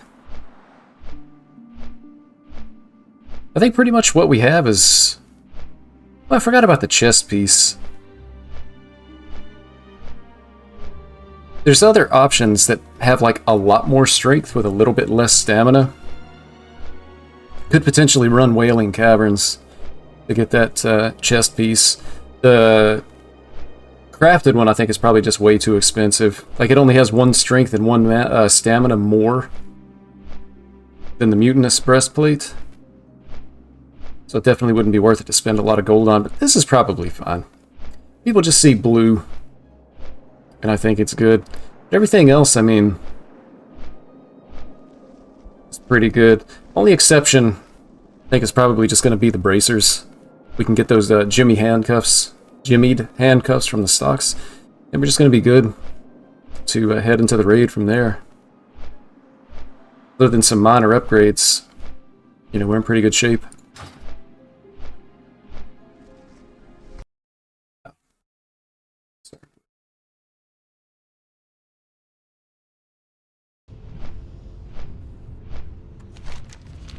So I guess I need to look up and make sure that I know. I'm pretty sure that the jimmied handcuffs are a rare spawn that's not going to be in every Stockades instance. But I guess I want to find out for sure. Like if I could knock it out in 1 run, that'd be great. But when do you ever get exactly what you want after only 1 run? But I mean, the Stockades is a fast dungeon anyway, so being able to blow through it a few times isn't going to be bad at all. I get the wrists, and then we'll be off to BFD. I've been going back and forth on the talent spec that I want to use. I also don't know. I'm open to either tanking or DPSing. And I think pretty much either way the play is to do it two-handed. Like the content is just trivial enough that you can two-hand a tank and be totally fine. I don't know that you would call this like a hybrid spec.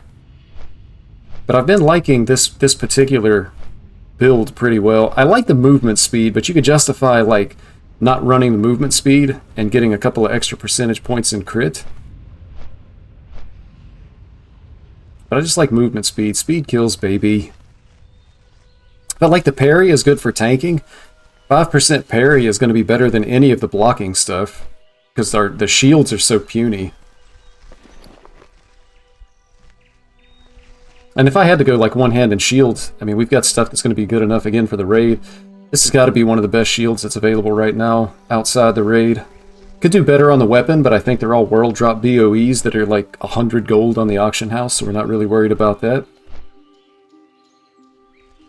Oh, enchants. That's what I'm forgetting about. But enchants is just a matter of... I should be able to buy the mats pretty easily. They're not that expensive on the auction house. So... upgrade here, and then just get enchants. So like back, chest, wrist. I think there's an enchant for feet. I've already got the weapon enchanted. But I just need to figure out exactly what enchants I want, which again, I think whether we're going tank or DPS, it's likely going to be the same enchants. We're just going to enchant for damage. And if we end up tanking, that's what we're going to want anyway, just based on where level 25 content is. But I'll figure out what those are, and then buy the mats on the auction house and find an enchanter. So that won't take hardly any time at all.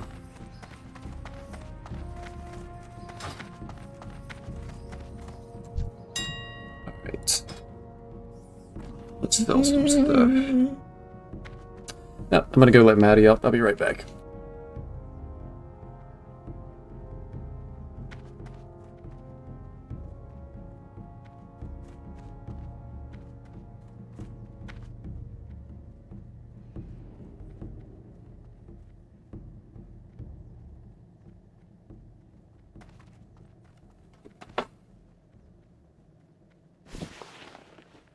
I'm gonna throw this up. It's almost not even worth the effort. But I guess it's faster to do this. Sell it at the vendor. Yeah. It's almost faster to do this than it is to go to a vendor and click this stuff off. Or maybe it's the same speed.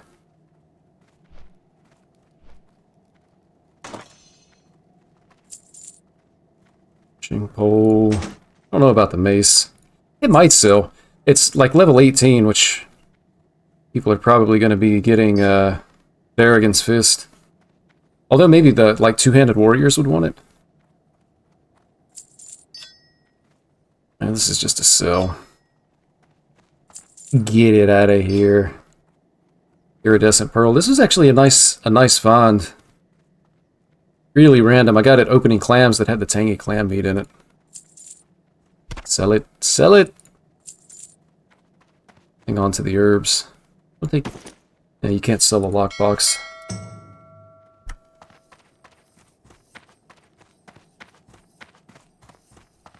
Shadow Gem's already selling. Gotta love the populated servers.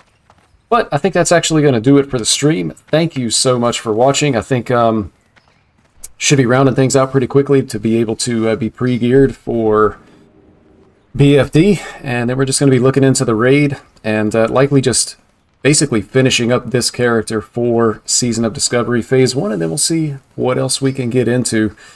Thanks again for watching, and I hope to be able to see you next time. Oof.